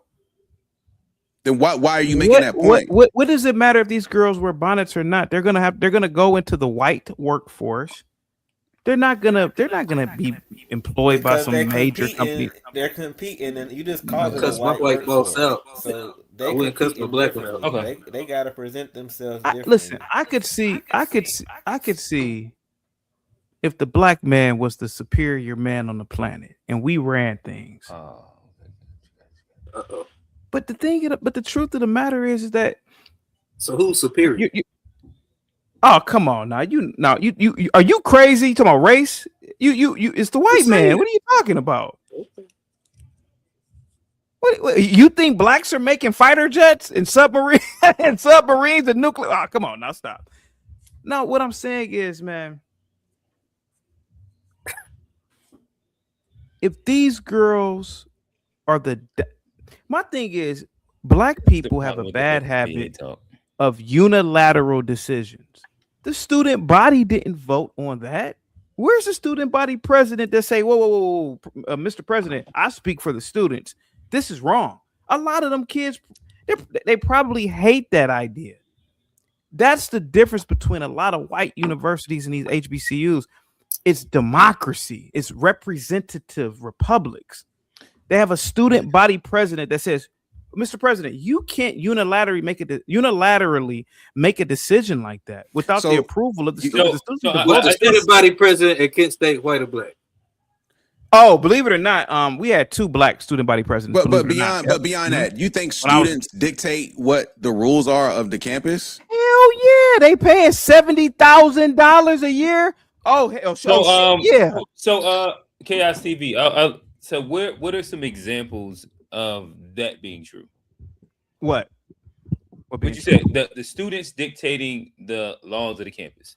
I think that almost at every institution that I've seen, fictitiously, there's a student body president that has a very minor amount of power, in which they speak to if you have any. They go to meetings. Yeah, like they get you a new restaurant in the cafeteria. But if we speak to like actual major institutional change, I would love for you to point out institutional change on a major scale that student body presidents made in comparison to that of the thoughts of the donors, the alumni. Talk to me, brother. I'll give you a perfect example. At the university I went to, the students and through the student body president were pissed off. You can look this up. There was a hall called Oscar Ritchie Hall. You can look this up. It was in a dilapidated condition. The students protested. The university had approved of the Jewish Student Center being built on campus. Now, what really happened was they had a lot of donors, outside donors. However, the students still protested and demanded that the university divert funds to remodel Oscar Ritchie Hall. You can look that up. They protested, student body president. You can look it up. Students are powerful on these students are very, very powerful on white campus. That is not an example. That is not proof. Give an example. That is a good example. No, you give an example. G, let me run with oh it my for a goodness. second. So again, I just to stay to like the question that I asked. I said, what is an example of like a policy, a rule, a law, like a rule? I got you. That was changed by by the student public. That went against the ideas and the thoughts of like donors. Talk to me, brother. You mean when I was in school? You don't have to. You can just go in general. I'm just asking you to give us some examples. Like, give us something concrete to the basis of what you're saying. I'm trying to think of one that happened, man. Let me see.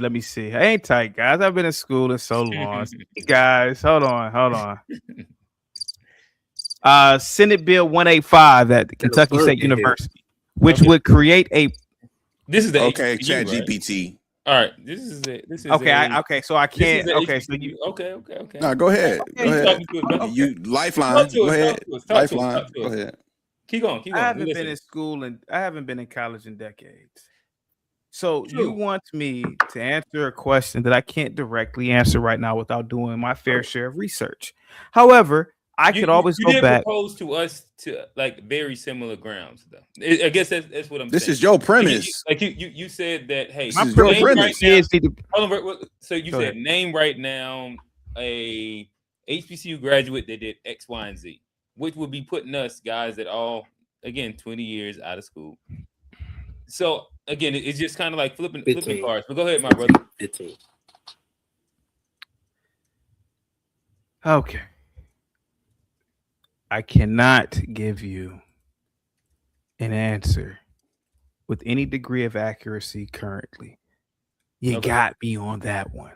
However, I think as black men on this panel, you guys need to support black women wearing bonnets to class. That is our culture. There's nothing wrong with bonnets. There's nothing wrong with do-rags.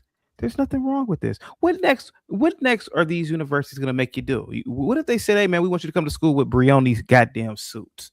Are you guys familiar with Brioni suits? Brioni suits cost $10,000. What if did you grow up in the church? I did. I grew up in a Baptist church, unfortunately. Could you wear a bonnet to the church? In the 90s, no. It would have been odd. Even you can wear what you want to wear, but it would have been odd. Why wouldn't you wear a bonnet to church? Hey, you know the president. Oh, my bad. Go ahead.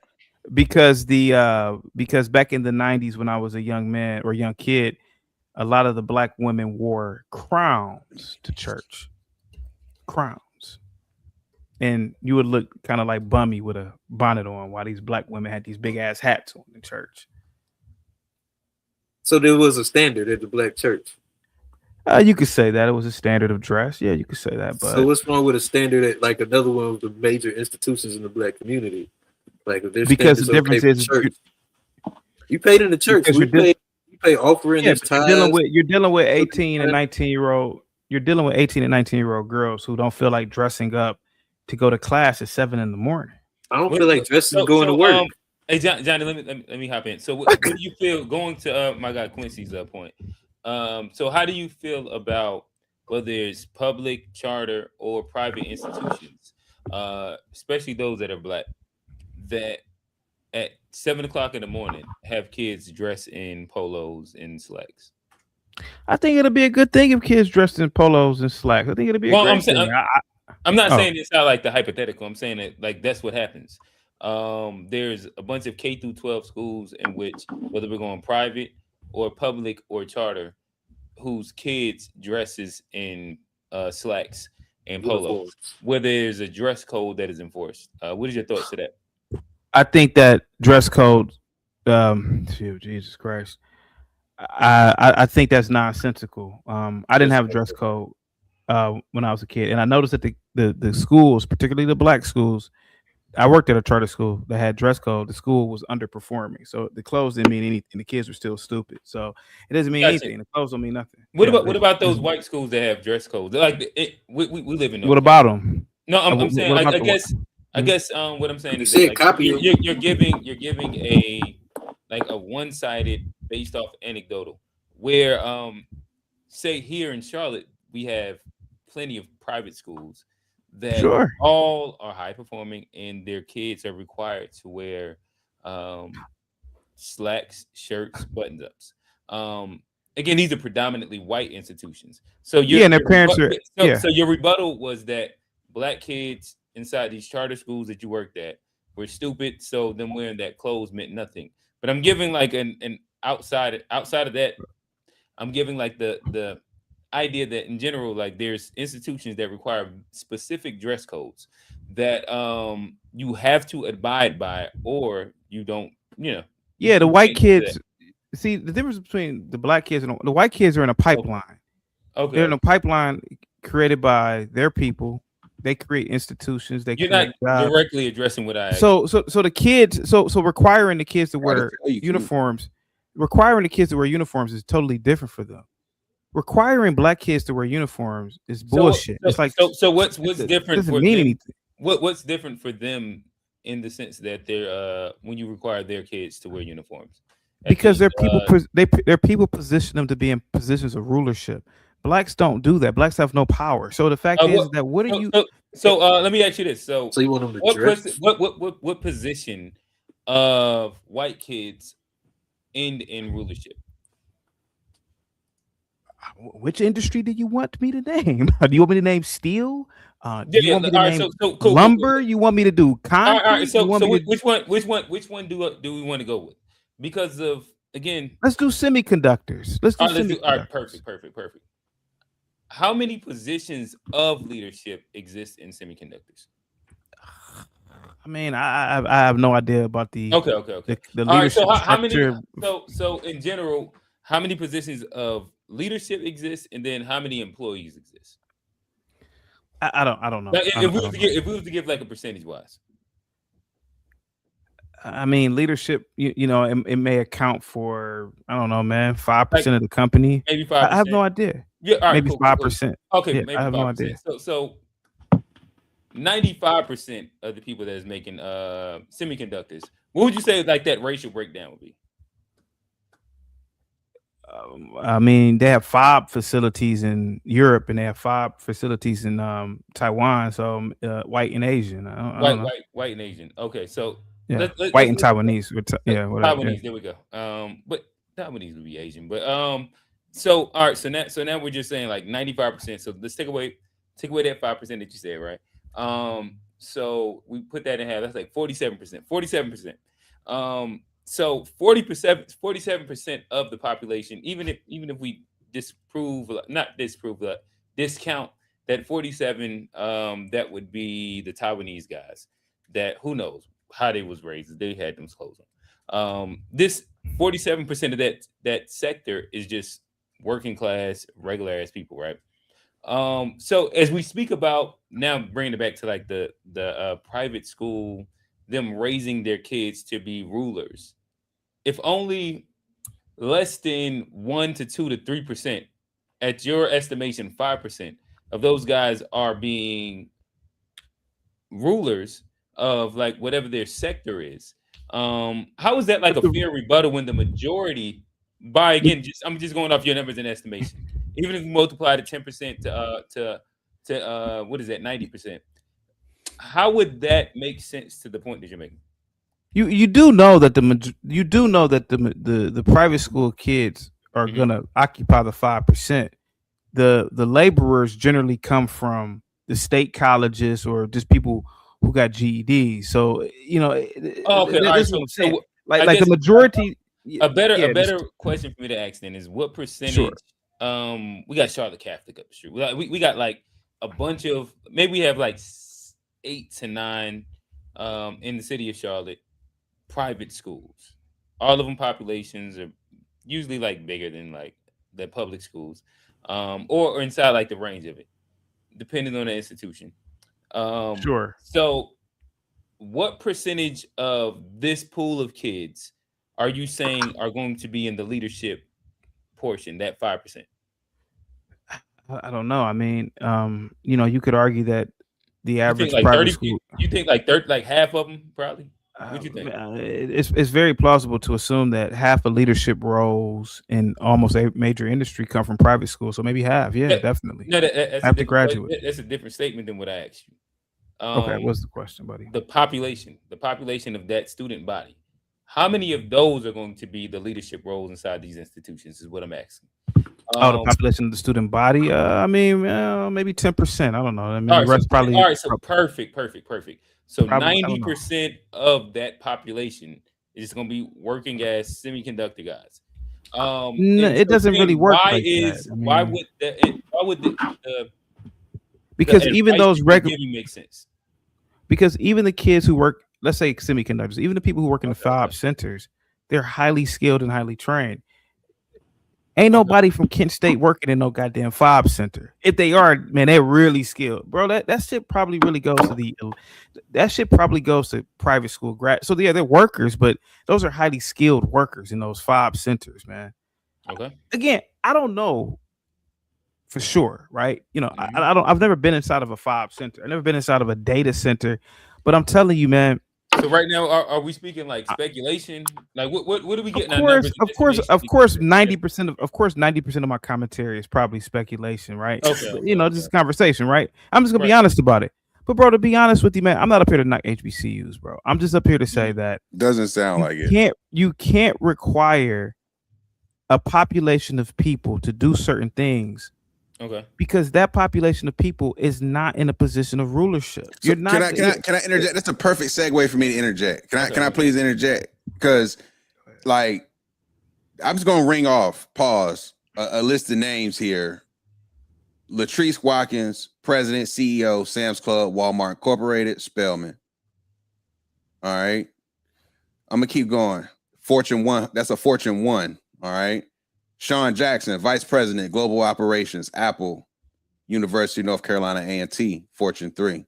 Aggie Bride. Fortune 200, C.H. Robinson, Dave Bozeman, President, CEO, and Board Director, Texas Southern. Sweat. All right. That is sweat. Coca-Cola, VP, Head of Global Talent, Marianne Lewis, Howard. Boeing Company, Tyson, Executive Vice President, Boeing and President, CEO, Boeing Global Services, Ted Colbert, Morehouse. All right, so that sounds like a pipeline. And there's more that I can keep going, that are in the Fortune 500 who are in these like executive roles. But this idea that we don't have any presence in the executive suite in Fortune 500 is not something you should be like preaching loudly, because it's inaccurate. And if you really look at the disproportionate amount of volume of people who attend HBCUs versus in resources that these institutions get versus say these elite institutions that are, like I said, like if you want to make just an argument about like the fact that there are 10 or so colleges that produce the bulk of judges, the bulk of this, the bulk of that, it's no argument, because the data just supports that. That's how America is. But when you also peel back the onion and you look at the fact that HBCUs actually do disproportionately produce, especially in certain industries, well beyond their weight in terms of getting folks in those executive decision maker positions, there are quite a few within these Fortune 500 companies that hold those titles of influence. And so you say you're not trying to diss HBCUs, but that's like the whole premise of your conversation, which is why I say it's just like a troll job. It's like, let's have an honest conversation about, if you want to keep it on just the fact that elite institutions run the world, you don't have to shit on HBCUs to make that point. But that was the route you chose to go down.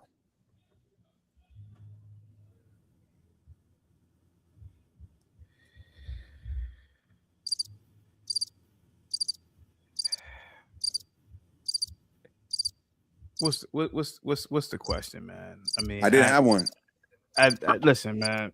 Listen, because one or two blacks work for the white man's company, I'm gonna say it again.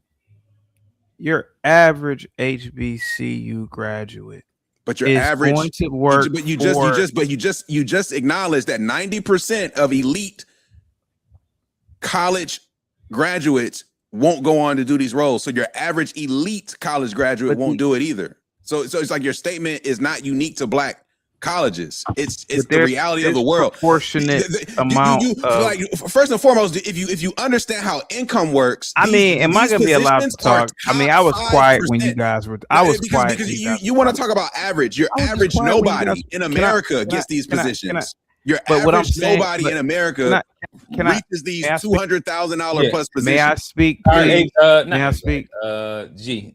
I just want to be clear. May I speak? Let me know if I need to push time. I mean, he's talking about roles that bring in a minimum of $250,000 on put the it floor. up. Cool. All right. So nothing about that is average. Nothing about that is average. You got 2 minutes. I'm trying to talk. $250,000 annual salary is not average. Let him rock, brother. Kirkland, Kravitz, and Swain. Are you guys familiar? Nope. I bet you at Kirkland, Kravitz, and Swain, which is one of the top law firms in America. Yeah, you may get one, you may get two HBCU lawyers there. But the vast majority of the lawyers that work at that law firm come from the top 10, top 15. Nobody's denying that. Nobody's denying that. Can I speak, please? I mean, I can't even talk. I cannot even talk. Because you not saying facts. I can't. I get cut off every single time. We got facts, bro. You let this nigga opine about things that aren't really like. I get it. G, I get it. Let's. Can I talk? I was quiet when you blacks were talking. We'll go A Black then G. His name is A Black, sir. I'm gonna say this again. I don't give a goddamn how many graduates come from Mary Bethune-Cookman College. I don't give a goddamn how many lawyers come from Hampton. Generally speaking, their black asses are gonna be working for the government. They're not gonna be rainmakers at these top law firms. They don't come from that same cloth at those law schools. I'm not knocking the law schools there, but those law schools can't compete with the law schools at Harvard Law. Are we joking? I got time left. I have time left. Let him finish. Let him finish. Can I finish? Can I finish? Kent doesn't have a law school. Your school. Okay. They're talking over me. I didn't even get a chance to use my time. Go ahead. Can I get more time? They keep go ahead. Okay. There you go. I'm gonna say this again. I don't give a goddamn how many engineers, lawyers come from these goddamn HBCUs. These top law firms, they are not racist. Not to say that you guys said that. These top law firms want the best students, and the best students come from the Ivies. They come from the MITs, the Yales, the Caltechs. I'm not knocking the HBCUs and their academic standards, but it's not on the level of a lot of these elite schools. Yeah, Howard may win a debate, but they ain't beating out Harvard and mathematics. They're not beating out no goddamn Yale in biochemistry. They're just not. Yes, They're not. They recruit. Yeah, they are. Show us where they not. Good. Show us where they not. I can show you right now. I can show you right now. I can show you right now. I can show you right. Because we already proved we beat Kent State. Listen, I just listened to you talk. We already proved we beat Kent State. Show me the ABC lawyers argument. Nobody. Now you comparing us to nobody's making. Like you got 2 minutes. Go ahead, roll. Now you comparing us to one of the number one schools in the world, white schools, the biggest endowment in any college in the world. But you didn't go there. Talk about Kent State if you're going to compare something. But since numbers have already shut Kent State down, you literally are taking the top schools and comparing us. And guess what? We match up to them in every way. In every boardroom. Like, Howard is there. Spelman is there. A&T is there. Like, all type of HBCUs are there. So, like, what your argument is, I don't even know if it's an argument. Like, your troll rant is being completely phased out by, like, true facts, bro. Because none of this shit is true. Howard is at the top in boardrooms. We are the number one entrepreneurs in creating our own business. That's why we're not sitting out here trying to work for Uncle Charlie like you. Like, we do produce the most black doctors and lawyers, not just for HBCUs, for all colleges in America. So what are you talking about? Like, I don't know if you got into an argument with your girl and you just mad HBCUs tonight or something, but none of this is coming from any true logic. Like, you can't compare, your school can't compare not only to Howard, but to most HBCUs. So you have to grasp to literally the highest, Harvard, Yale, Princeton. Like, nigga, what? Why are you comparing us to that? It makes no sense.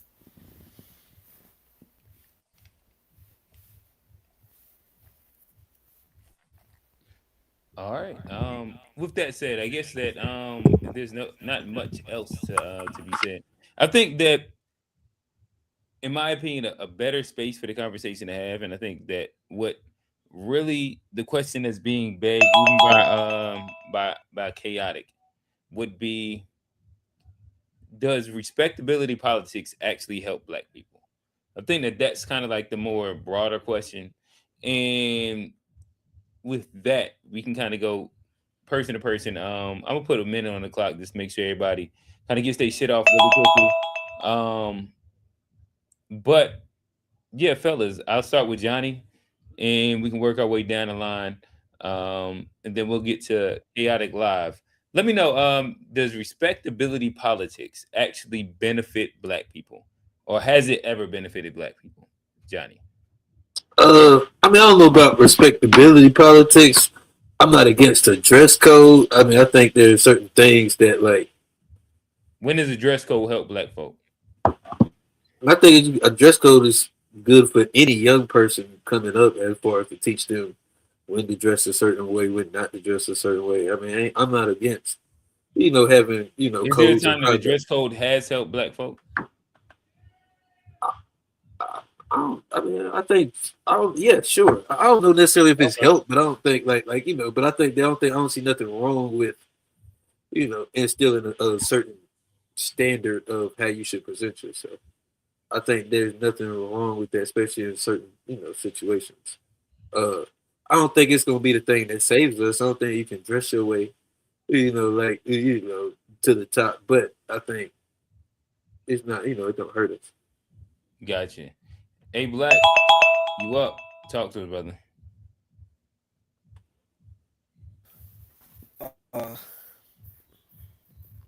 Yeah, man, I feel like presentation has been a form of protection for Black people. So, how we dress, how we present ourselves when we were kind of meant to be not human or animals and 3/4 and everything. So we always have historically, once we got our freedom, took pride in how we look and how we present ourselves. So it's not a matter of respectability politics to me. It's just a matter of pride and how you present yourself, and these things of, oh, I got to get up early. When you built on the backs of people who came from so much less and did so much more in a lot of cases, like, if the least you have to do is get up in the morning and present yourself, that's not asking much. And especially at private institutions where they have the right to kind of create rules, and you have to follow them, or you don't. Nobody's forcing you to go to these schools, and there's plenty of other options. It's not the Hunger Games. We don't live in no dystopia. Like, you can go to thousands of other schools, free colleges, all type of choices, and you don't have to put a blanket rule on what people can do. You just find what works for you and what school works for you, and it's just that simple. Gotcha. G, minute on the clock. Man, yeah, respectability, politics, whatever you want to call it. At the end of the day, the same individuals complaining about not being able to wear a do-rag or a bonnet are going to be the same niggas that get turned away at the club. And it's no reason why a club should have a stricter dress code than a classroom. I mean, let's just be serious. And if we being honest, when we talk about respectability politics, does it help Black people? No, it doesn't help Black people. But again, a dress code is not respectability politics, because these dress codes exist in other elements in the Black community, whether it be social, formal, informal, all types of Black related community events have dress codes, and people meet those dress codes and adhere to those dress codes. So, it's I don't even understand the idea that you can tell niggas that they can't wear Jordans to a club, but you can't tell people they can't wear bonnets in a classroom. Doesn't make no sense. Gotcha. Chaotic Truth Live. Talk to us, brother. I am absolutely against respectability politics when it comes to this issue. These kids ain't got to conform to the dominant society, what the dominant society say when they are paying to have their ass in those seats, when they are paying to go eat in the cafeteria. Mother F, respectability politics when it comes to this issue.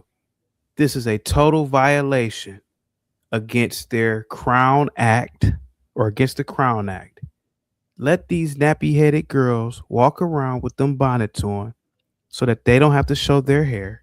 Let them boys wear them do-rags so they can get them 360 waves when they go to class. You want to practice respectability politics? Take it to the workforce when you graduate. But until then, have fun at college, man. Have fun at college. Go ahead. Hey, Q, let me ask one question real quick, just to make sure I understand what's my name? Chaotic Truth premise. Your premise is if you pay, nobody should be able to tell you how to act. Is that essentially what you're saying? Oh, not how to act. I mean, you still got to follow. Or how to dress. Excuse me. How to dress. How to dress. Yeah. So have you ever been to like a Michelin restaurant? 1 star. Oh, hell yeah. Michelin rated, of course. That's the only places I really go to be honest with you, of course. Not in Ohio. Not in Ohio, but like how, like what like What's out of Ohio? You don't think we have nice rest? We may not have Michelin rated. Nigga, I said Michelin. That's the standard, nigga. I didn't say nice. I said Michelin specifically. You said you go Michelin all the time. Okay. That in Ohio. Yes, you're correct. You are correct. Yes, I know I'm correct. I'm very correct. Yeah, you're not going Michelin all the time in Ohio. Okay, so have you been? Maybe to the factory. Have you ever been to a Michelin restaurant? Yes, sir. I don't know if I believe you, but let me tell you one thing. If you do go to any Michelin institution, you can't just walk in there with no bonnet, even though you're paying hundreds of dollars per plate. Let me tell you that right now. Do you think that Michelin institution doesn't have a right to institute a dress code, even though their patrons are coming in paying them to be a part of that establishment? They have a right to institute a dress code, sir. Yes. Okay, so why is it that a Michelin restaurant, even though customers are coming in paying hundreds, if not I'm not gonna lie to you, I've been to a 3-star Michelin. Shout out to Chicago. I mean, look, if we don't need to talk like that, but if we really gonna talk refinement, like shout out to Alina. I've been there, did that, and 3-star Michelin. We talking $2,500 for the tab. Like 2 people. Like let's be clear. Small plates, Johnny. And let me tell you, Johnny, small plates, you can't wear no small hats. All right. You got to be clean. All right, Johnny, you got to be clean. You can't just come in there wearing anything. They're gonna tell you you're not up to par and we'll see you later. And they have that right. But you telling me a university doesn't have the right to institute a dress code. Tell me what's the difference. One is a restaurant, one is a university. Even though they both pay to be there. Yes. So a restaurant has more of a right to tell people what to wear than a university. I'm not saying that at all. I don't know which one has the most right, but what I'm saying is that you asked me what's the difference. I'm saying one is a restaurant and one is a university. But you also said that the Michelin institution should have a dress code and it's okay for them. You just said sure. That. I'm asking you why is it? I'm asking you personally, why is it okay? Are you just going to tell me because one's a restaurant? Like, why is it okay that a restaurant can have a dress code, but a school can't? Because a student has certain rights, and they have certain rights to expression at an institution that supposedly preaches liberal ideology. Every institution don't promote liberal ideology. How do you know Tuskegee's almost every unless you go to Brigham goddamn Young, almost every institution in America is liberal. So I understand. That's not accurate. I can't think of any other conservative institutions in America other than Brigham Young, unless you know like a whole bunch of other ones. I can't think of any other ones. I mean, I'm take your word for it on that one. What I'm saying is that go ahead, buddy. Go ahead. I just want to know a very plain answer. Because your original premise was are younger kids if they're paying, nobody should be able to tell them what to do. Are younger people not supposed to fight for something? They are fighting for their right to express. You reaching like I'm asking you for. I'm asking you for an answer based off your premise, and you can't. You want me to give you an answer that you like, and I can't do it. What I'm telling you is. Just an answer that responds to the I to was the point. In college 20-something years ago. I'd have found it appalling if somebody would have told me to take off my goddamn do-rag. I didn't, but that's not what I'm asking you. I'm asking you, why does a Michelin institution have the right to but you said that they do. Maybe they're charging $2,500 for some toast. Maybe that's why. And they're charging $25,000, $50,000, $70,000 for education. Bro, I don't think that. I'm just going off your premise. Like that. That's the point of this. Like, listen to your premise. So will you concede that your premise is not correct? No, I don't. No, absolutely not. So your premise is if you pay for something, nobody should be able to tell you what to wear. But okay, how about this? Can tell you what to wear. Well, how about this? Since you're using your example, let me use my example. How come Michelin rated, or you can argue that the Ivy Leagues are the equivalent of a Michelin rated in terms of education? Well, how come they don't they don't require anything? So why not? So why not? They require grades. Suit? Every university requires grades. Not the same grades. They don't. Not the same grades. Okay, you go ahead. Tell me about every institution don't have the same GPA standards, SAT standards, ACT standards. Athletes can get in under a certain GPA. Like, what are we talking about? Legacy students can get in under a certain GPA. Do you like black culture or not, man? I mean, if these kids, you're the one who don't like black culture. You're the one who talking about you blacks and criticizing black culture. Can you speak a black language, or I can speak a black language? Can you speak a black language? What's a black language? Give me an example. Igbo, Hausa, Fulani, Wolof. But you American first, though. But you're American. But you're American. I never said I am American first. But but you said I was the blackest language, English, nigga. Yeah, I speak a very black language. English is a black language. Okay. American first. Go ahead, man. I'm listening to you. American first. Y'all just stepped all over my. If we was to take a detour, American first. Why do you know those languages? And what does it have to do? Did I say I know all those languages? And what does it have to do with the topic? You speak those languages and then you name them. It has nothing to do with the topic. But it did. But if we take a detour, why is it that you know those languages? Can I just say those languages are not black languages; they're African languages. I said that, old man. I said that. How about this? When I asked him if he was black, he said he American first. Now he want to ask me if I speak black languages. How about this? We can agree to disagree. I agree that the kids should wear bonnets, do-rags, and sag their pants. I think it's black culture. You don't agree with that? Fine. Okay, let's leave it at that, man. It's 12 o'clock at night. My head is. Because your whole premise thing got ripped to shreds. You're right. I sag my pants, and I don't even agree with whole premise got ripped to shreds. You win the argument, man. I'm telling you, you win.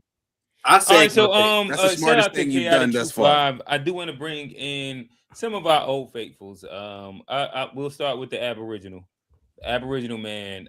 No, go with Quincy first. Go to Quincy first. All right. Yeah. Well, Quincy, I put 2 minutes on the clock.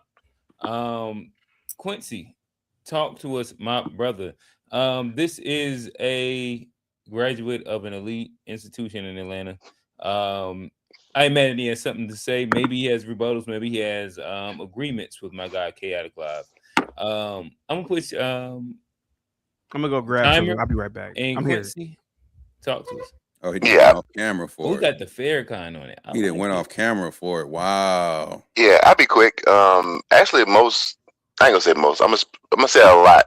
A good portion of Southern HBCUs are actually they are conservative, not in the sense of Democrat versus Republican, but just a traditional culturally. church. Yeah, culturally, not like black people. Black Americans are typically conservative. We don't vote red, but we're conservative. Culturally though. It's not. It's more of a question, and I mentioned it kind of with the K through 12, with the private schools and stuff. But even in general, right? You got toddlers go to daycare that you get up and get them dressed. And from daycare to kindergarten all the way to 12, you get up and you get dressed to go to school, right?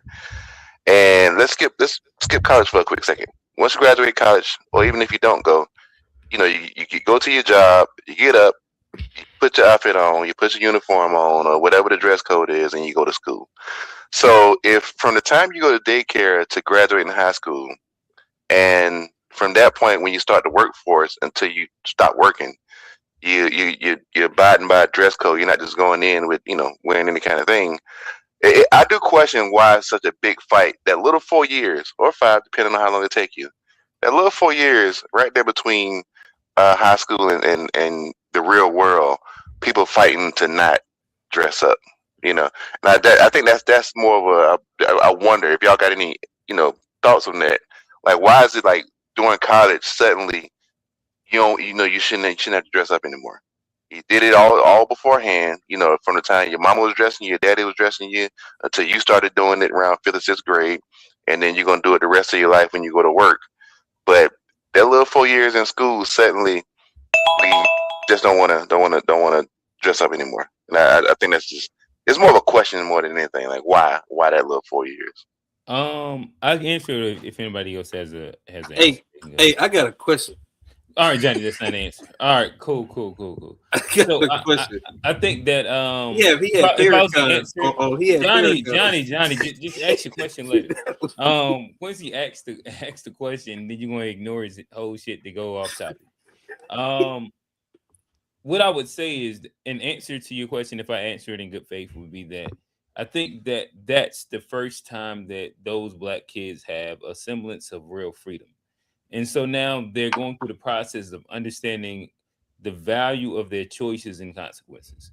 And so them learning, whether it's through trial and error, like dress or any of the other things that you learn when you're a student, especially at a HBCU, I think that from freshman year to senior year, you leave as like these different versions of people. And I think that that's a byproduct of it. Gotcha. Okay, I got it. You gotta go to the next person. Johnny, go ahead. Oh, I just want to add Chaotic. I saw he had Farrakhan up there, and I know about the Nation of Islam. I know what like dressing up is like one of their standards. You know anything about the fruit? You know anything? And so like Fruit of Islam, yeah, the MGT, yeah, absolutely. And I mean, if that's the standard for, I mean, I imagine you look up to that organization. Why wouldn't it be good? Farrakhan went to Winston-Salem State University, by the way.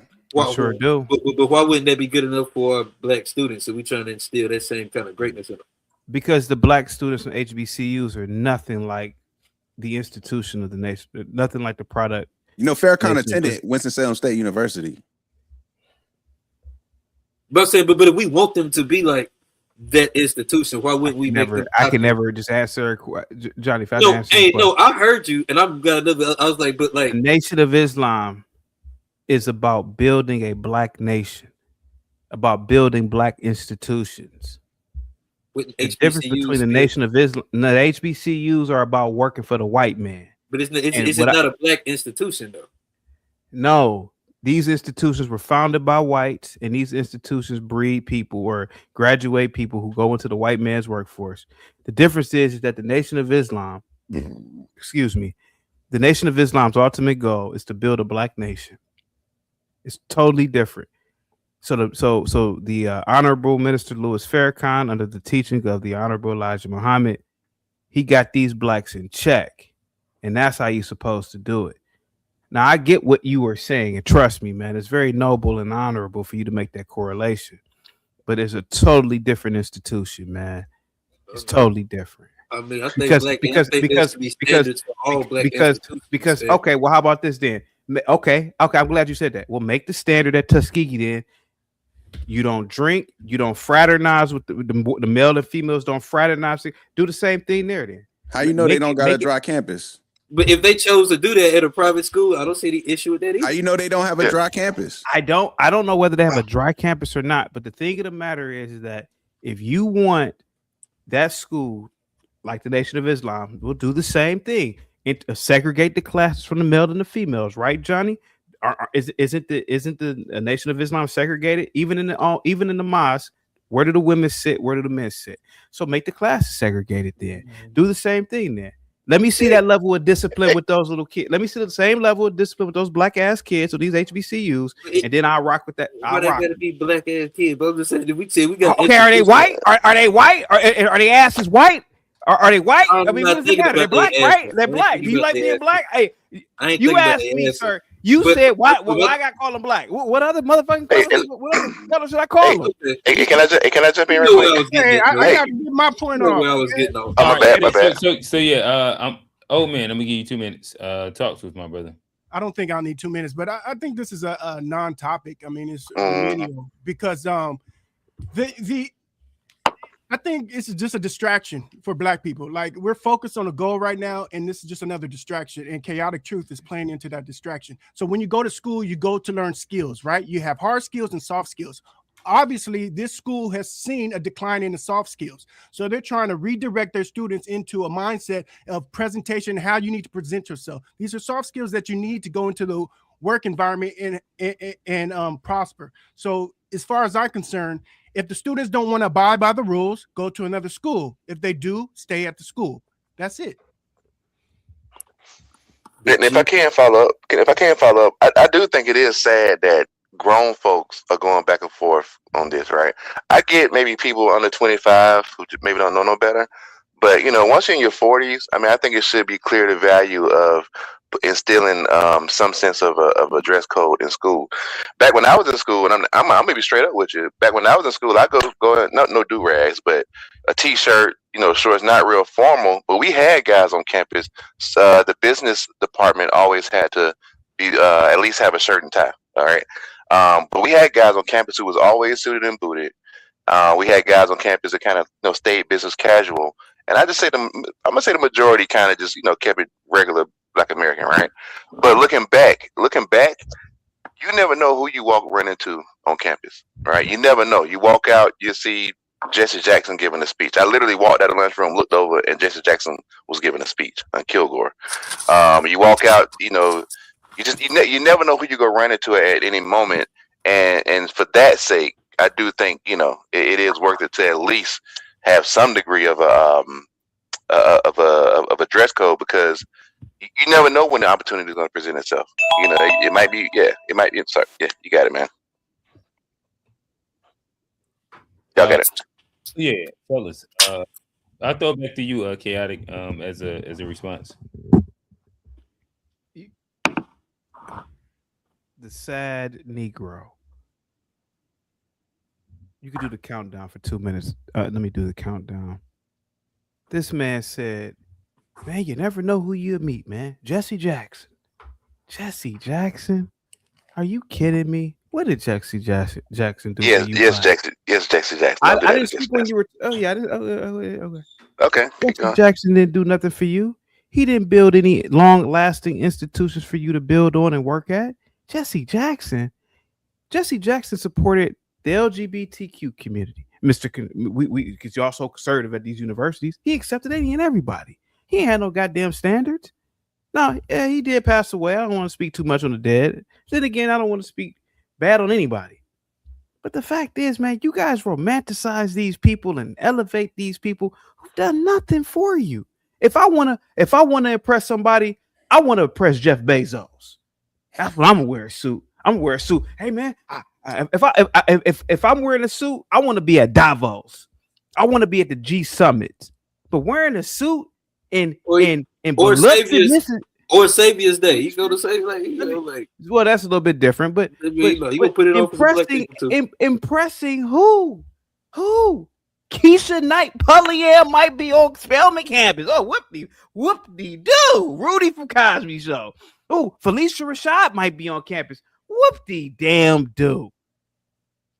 I want to be a ruler. And I want to impress the elites of society. So let me know.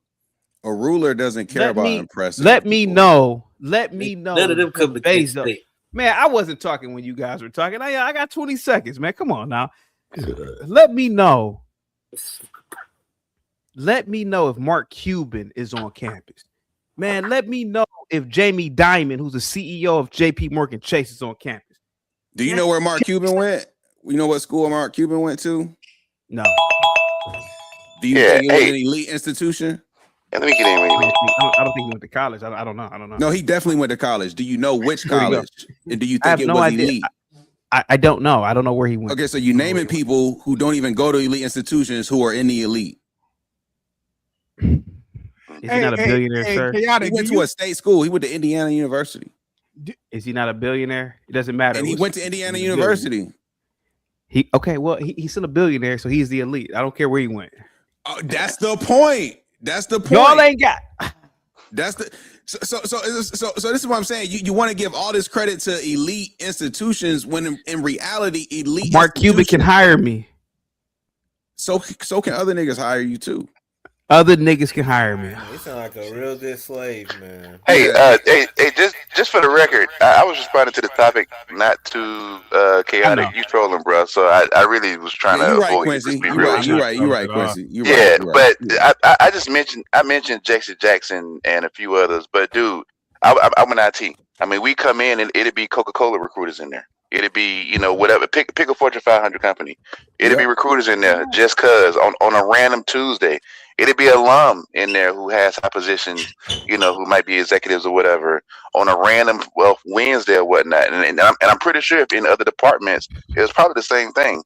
So it's not just like who you said, Rudy Huxtable. She graduated right before I got to Morehouse. So I missed out on her. I just listed at Tuskegee a whole list of they have extensive corporate relationships with the School of Business, 3M, ADP, AT&T, Boeing, Cargill, Caterpillar, Coca-Cola, Disney, Edward Jones, FBI, FDIC, Ford, Frito-Lay, General Electric, like Howard Packard, Hormel, Hyatt Hotel, IBM, Intel, JP Morgan, Lockheed Martin, Marriott, Microsoft, Morgan Stanley, NASA, Pepsi Company, Pricewater Corporation, I don't get why Sam's Club, Sodexo, Tyson Foods, Union Pacific, Walmart, Walgreens, Xerox.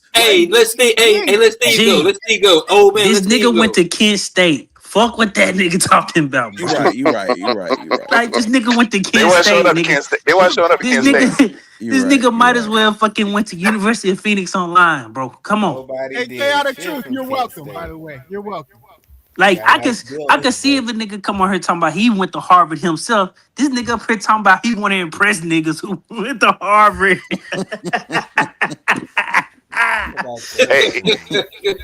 That nigga said, I didn't go to Harvard. I want to impress niggas who went to Harvard. You silly blacks. You some silly blacks. This shit is hilarious. Hey, so really quickly,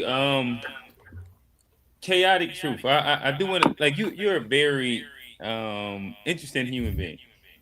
Take the back chat. So I do want to ask you, what is your take? I just want to do like a quick gambit, so I can judge kind of like where you at inside the space.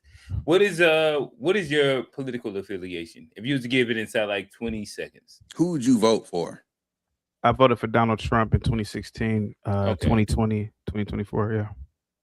Okay, so all right, so you land more MAGA, conservative, Republican. Yeah. Okay, what is your thought? Trump supports HBCUs. So are you familiar with Are you familiar with the FBA movement? I am. All right. What is your take on that?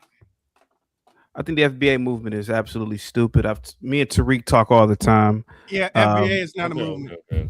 So correct yourself, Q. So I'm just trying to get his POV. Yeah, but you're presenting, so you got to present correctly. Oh, all right. You said so. How do you feel about FBA delineation? Maybe delineation. I do agree. I don't like the FBA movement because I believe that it's a cult, and the individuals within this online fringe group, they lie so much to themselves it becomes almost like a mental illness. However, I do believe with two things.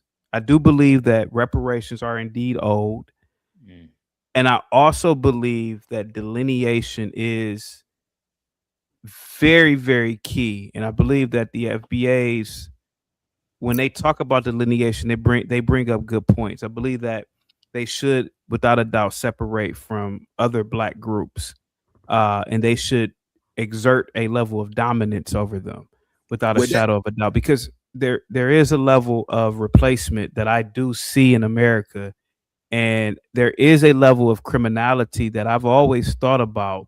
Even when I was a kid, when people would commit crimes, I said, yo, man, this isn't like a Black person. This is like a Haitian. This is a Jamaican. This is not to say that Negroes don't commit crimes either, but I do believe that there should be a separate classification for certain criminal reasons why. Absolutely. I do believe in delineation. And what would your classification be if there was separate, just for clarity? Where would you get classified? Just for clarity, a foundational Black American. Just to answer your question directly. And you not lying. And you not lying on your lineage. I swear to God, no, my mother. He said he was freezing. I'm just asking him. I'm just making sure he being truthful, because I don't know that the forehead tell me different. I just want to make sure. Yeah, nigga, you look Nigerian as hell, nigga. You got an African vibe. I got a Caribbean vibe. I gotta say, I just gotta make sure. But who taught him all them African languages? Because that's not an FDA thing. I don't know a lot of African. I taught myself, sir. I mean, if you're gonna learn some languages, learn. I mean, it's not that I know them, expertly. You but, should learn the dominant language of the world, right? Which is English, right? I mean, you say like it's all about what dominates the world. Like, why bother yourself with these black languages? Have I been? They don't run no corporations. Ain't no Igbo running the boardroom. Of course not. No. But one thing I can say about the Igbo and the Yoruba, they do have their Aliko Dangote, who's a Yoruba man. He has his own oil refinery. So you could argue that they are building in Africa. They're building in Africa. They may not be a superpower anywhere, but they're building. They have their own car. Didn't you criticize private black institutions for being funded by the government? You don't think that quote unquote oil refinery owner is not getting funding from a? Are you crazy? Of course, it's being funded by probably China, the World Bank. Okay, Who knows? so of course, man, I'm not completely stupid. Come on, man. All right, so why have such heavy criticism for HBCUs, but then big up a oil owner in Nigeria? All I was saying is the HBCUs shouldn't require a dress code. That was my original argument. That's all I'm saying. I'm not knocking. Why you gotta be so vile towards HBCUs to say that? I was vile. How was I vile? Yeah. Did I ever say HBCUs should be defunded? Did I ever say how was I vile towards the HBCUs? I mean, you did say HBCUs, so Negroes go to white folks, and then you turn around and say you want to work for white folks. Ain't that what you're doing now? Don't you work for white folks right now? Ain't that what you're doing, sir? Not right now. Didn't you say you work in IT? I work for myself. I did work in IT. I cussed my white boss out. Who's the white boss? Johnny, I ain't gonna lie to you. I've cussed off several white bosses. I love I cuss my white boss out. I won't. Yeah. Hey Johnny, don't cuss. Not my black bosses though. Not my black bosses, but my white ones. Johnny, are you an iota? By the way, you look like an iota. Oh damn, Johnny, that's a diss. Wow. Johnny, he basically said you look lame in a bitch. Johnny, that's one of the most disrespectful things you can tell a nigga on. How was it disrespectful? Bro. Hey, bro, I was trying to be on your side this whole time. I'm trying to be on your side. Are the iotas not a divine? They're not a part of Johnny. the What did Johnny do to deserve that disrespect, bro? This nigga, you to the head, buddy. And that was nasty. That was crazy. Damn. That was work. I ain't gonna lie. For a nigga who ain't been to school in so long to bring that out is like, yo, I don't know, Johnny. That was a flame. Hey, hold on. The iotas might have been cool at Kent State. We didn't have any iotas at Kent State. They ran Ohio State. I can tell you that they were the best black iotas. Oh, for real? Yeah, I swear to God, that's where they prominent out in Ohio. Swear to God, they were. Yeah, I wasn't trying to play you at all, bro. I'm just saying you gotta give off iota to me. I don't know. Oh, he's saying you a cool nigga, Johnny. Oh, I ain't playing nothing. In like the South where we're at. That's a good thing you didn't. They're very minor. Ain't no iota, nothing. You know, prominent. Hey, I got a question to tell y'all. Iotas don't get no hoes down here. Oh man, the Aboriginal. I was trying to run down a couple things because I think that it is interesting to see where he lands at a couple spots. What is your thoughts on AI and automation? I believe that AI is going to drastically change the future of humanity. We are going to experience the greatest job shift in human history. Okay. A lot of males particularly will have to go into the fields, plumbing, electrical work, welding. A lot of men are going to have to start going out and actually getting real jobs for the first time in a very, very long time. It's going to decimate desk jobs. It's going to decimate law. It's going to decimate engineering. It's going to decimate a lot of things that a computer can do instantaneously. So law documents, all these things are going to go by tomorrow. It's going to put women into a position of more or less prostitution, if you will. You're going to see a lot of women in sex work. Because women we see really, that now, right? We see that currently, though, right? You see it currently. But you're gonna see a lot of sexy reds. You're gonna see a lot of but we see that now. Right, but what I'm saying, I think he's saying that this is you're gonna see it tenfold. Why wouldn't you see more? You're gonna Why see wouldn't it you so. see more? Sound like they need dress codes. But what I'm saying is that you're gonna see women literally walking up to guys just offering a price 50, 60, because they're not gonna be employable, because women don't really, let's be honest about it. Most women are pretty stupid. And they don't really get into real quick before we get down there, because I understand the line that you're about to go to. I'm gonna ask you. Oh, he got the red pill twist. More so like manosphere red pill. But before we get there, go ahead, capitalism, communism, socialism. Talk to me. Capitalism. Okay. Without a doubt. Even though we live in a mixed economy, capitalism is the greatest form of it's the greatest form of a system between men and women to establish a level of order. Without capitalism, men will be killing each other for something to eat, man. We have to have capitalism, man. We have to do it. Okay. All right. We have to set And so you're against socialism and communism. Absolutely. Right. Yeah. Okay. All right. And then let's go dynamics, relationship dynamics. What is your thoughts? I think that a man should make enough money where he can never ever be disrespected by a woman in this current generation. So can he put his hands on a woman, or if you no? I mean, if you have to put your hands on a woman, man, you're it's something. Yeah, as a man, you should really have a level of restraint. You should never put your hands on anybody for that matter, but not a female. No, not a female. Okay. No, but he shouldn't take no like back talk from a woman. Well, he wouldn't have to if he was the dominant breadwinner. You know, a lot of back talk comes from you not. You know, if your woman has to go to work, trust me, you can get a lot of back talk. Okay. Yeah. It's the truth. Do you in general, you think like men and women like intellectually? How should you respond to say? Wait, John, I just want to walk down some lines. Go ahead, Q. So do you think that men and women are intellectually equal? Hell no. What are you? Okay. No, women are pretty stupid, bro. Like most men are worried about science, mathematics, engineering. I know you're gonna say here all niggas are smart. Not to say that you don't find women like that, but generally when you're with a woman, women get turned off with that shit. Chaotic. Are you smarter than your wife? Am I smarter than my wife? And well, you know, my wife is an attorney. You know, she's not practicing, but in terms of law, are you smarter than your wife? That's all I would say I'm vastly smarter than my wife when it comes to everything but law, without a doubt. Okay. Say that. Does your wife work? She does. She hasn't practiced law in years. No. Oh, she don't work no more. No, she doesn't have to. She comes from a very well-to-do family. She doesn't have to work. No. Okay, so she gotta listen to you, or she gotta listen to her family. We don't really operate like that. You gonna listen to me? We don't really. It's like we don't have that dynamic. So what you talking about? Talk back. Johnny, give me that nigga talking red pill. Are you? So it sounds like you're painting a fictitious, like you don't live your rap. Setting in which this sounds like somebody else we know, bro. Yeah, it sounds like living your rap. Like this is what we call like when your ideology doesn't align with like your current situation. So you're saying that y'all don't like you're not dominant over your wife, and she's don't have to be.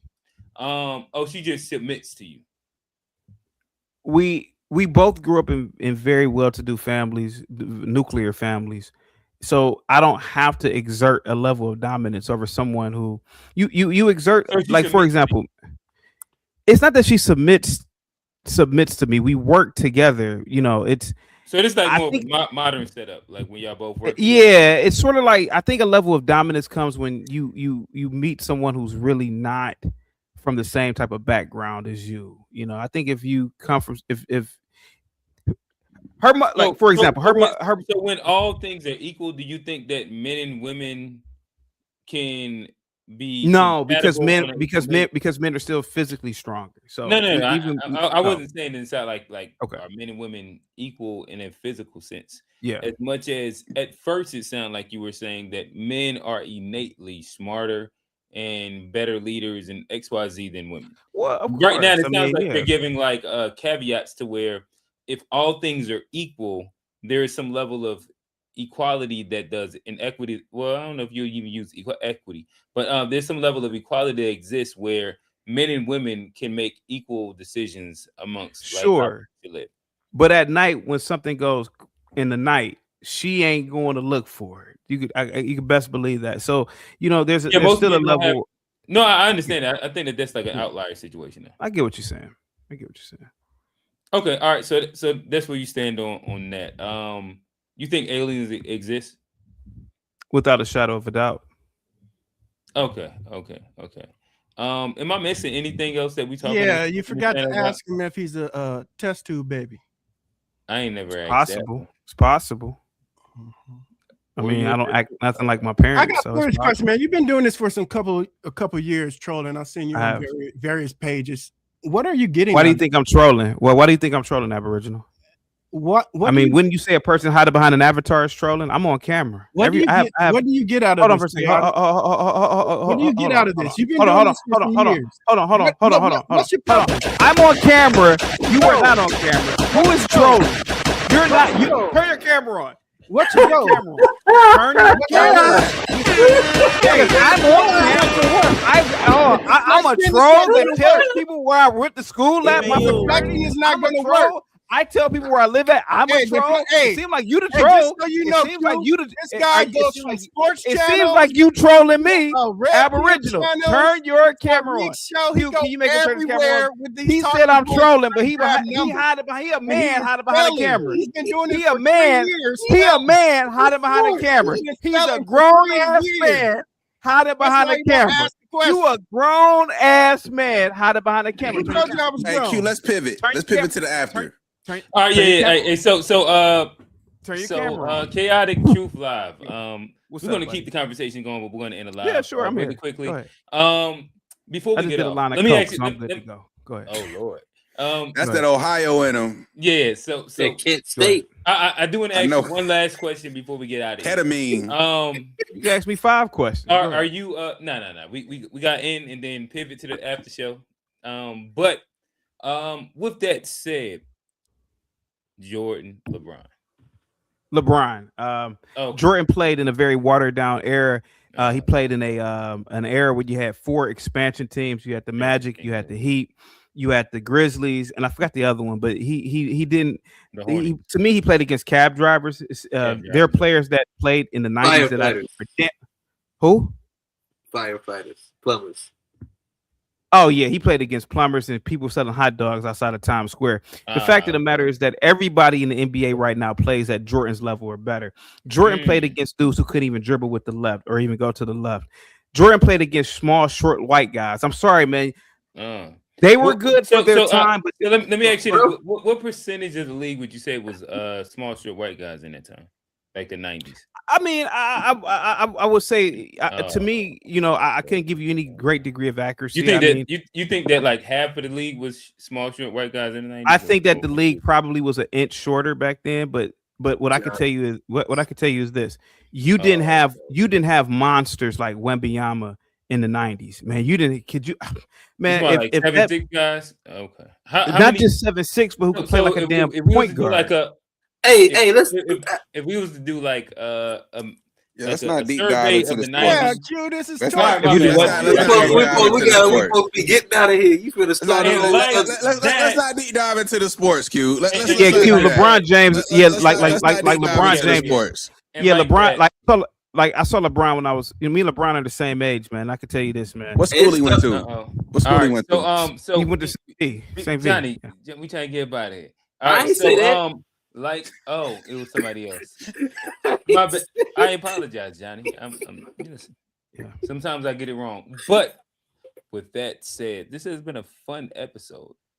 Yeah, you guys. Shout out to my guy, Chaotic Truth Live. He has made this UG, really Johnny, salute to you. Steve, Aboriginal, Quincy, salute, man. Thank you guys. Yes, sir. Again, let's talk about Star Trek the next time I come up here or something. Let's do some nerdy. But hold on, don't drop yet. Don't drop yet, though. Chaotic, don't drop. Don't drop out. But again, and make sure that you look at the private chat. But again, this has been a fun episode of Unpacked. Again, we talked about the Tuskegee ban, and is this professionalism or policing Black culture? I was glad that we was able to find somebody that did hold an opposing POV. We struggled through it, but we got through it. And I think that opinions was expressed on like multiple levels. Shout out to my guy G Axis Media, G the King. If you know him from back in the day, G the Headies, man. We talking about G. Johnny. He in his go yard bag. Johnny said he's in his go yard bag. With that, not with that said, A Black he dropped off, but shout out to the mayor of Charlotte. Chaotic Truth Live. We appreciate you pulling up. Very, very, very engaging conversation. I think that when the guys want to overtalk you, that means you're saying something that is engaging for sure. Johnny, take that down so I can keep reading the niggas' names. All right, Quincy. Shout out to our guy. Yeah, Morehouse is on. The Aboriginal, straight from California, and his brother from another, from Diego by way of Texas, Steve. With that said, this has been a fun episode of the Unpacked Show. Again, make sure you follow us. Make sure you tune in every Wednesday, 9:30-ish. But with that said, we out. Peace. Even you. It doesn't matter how you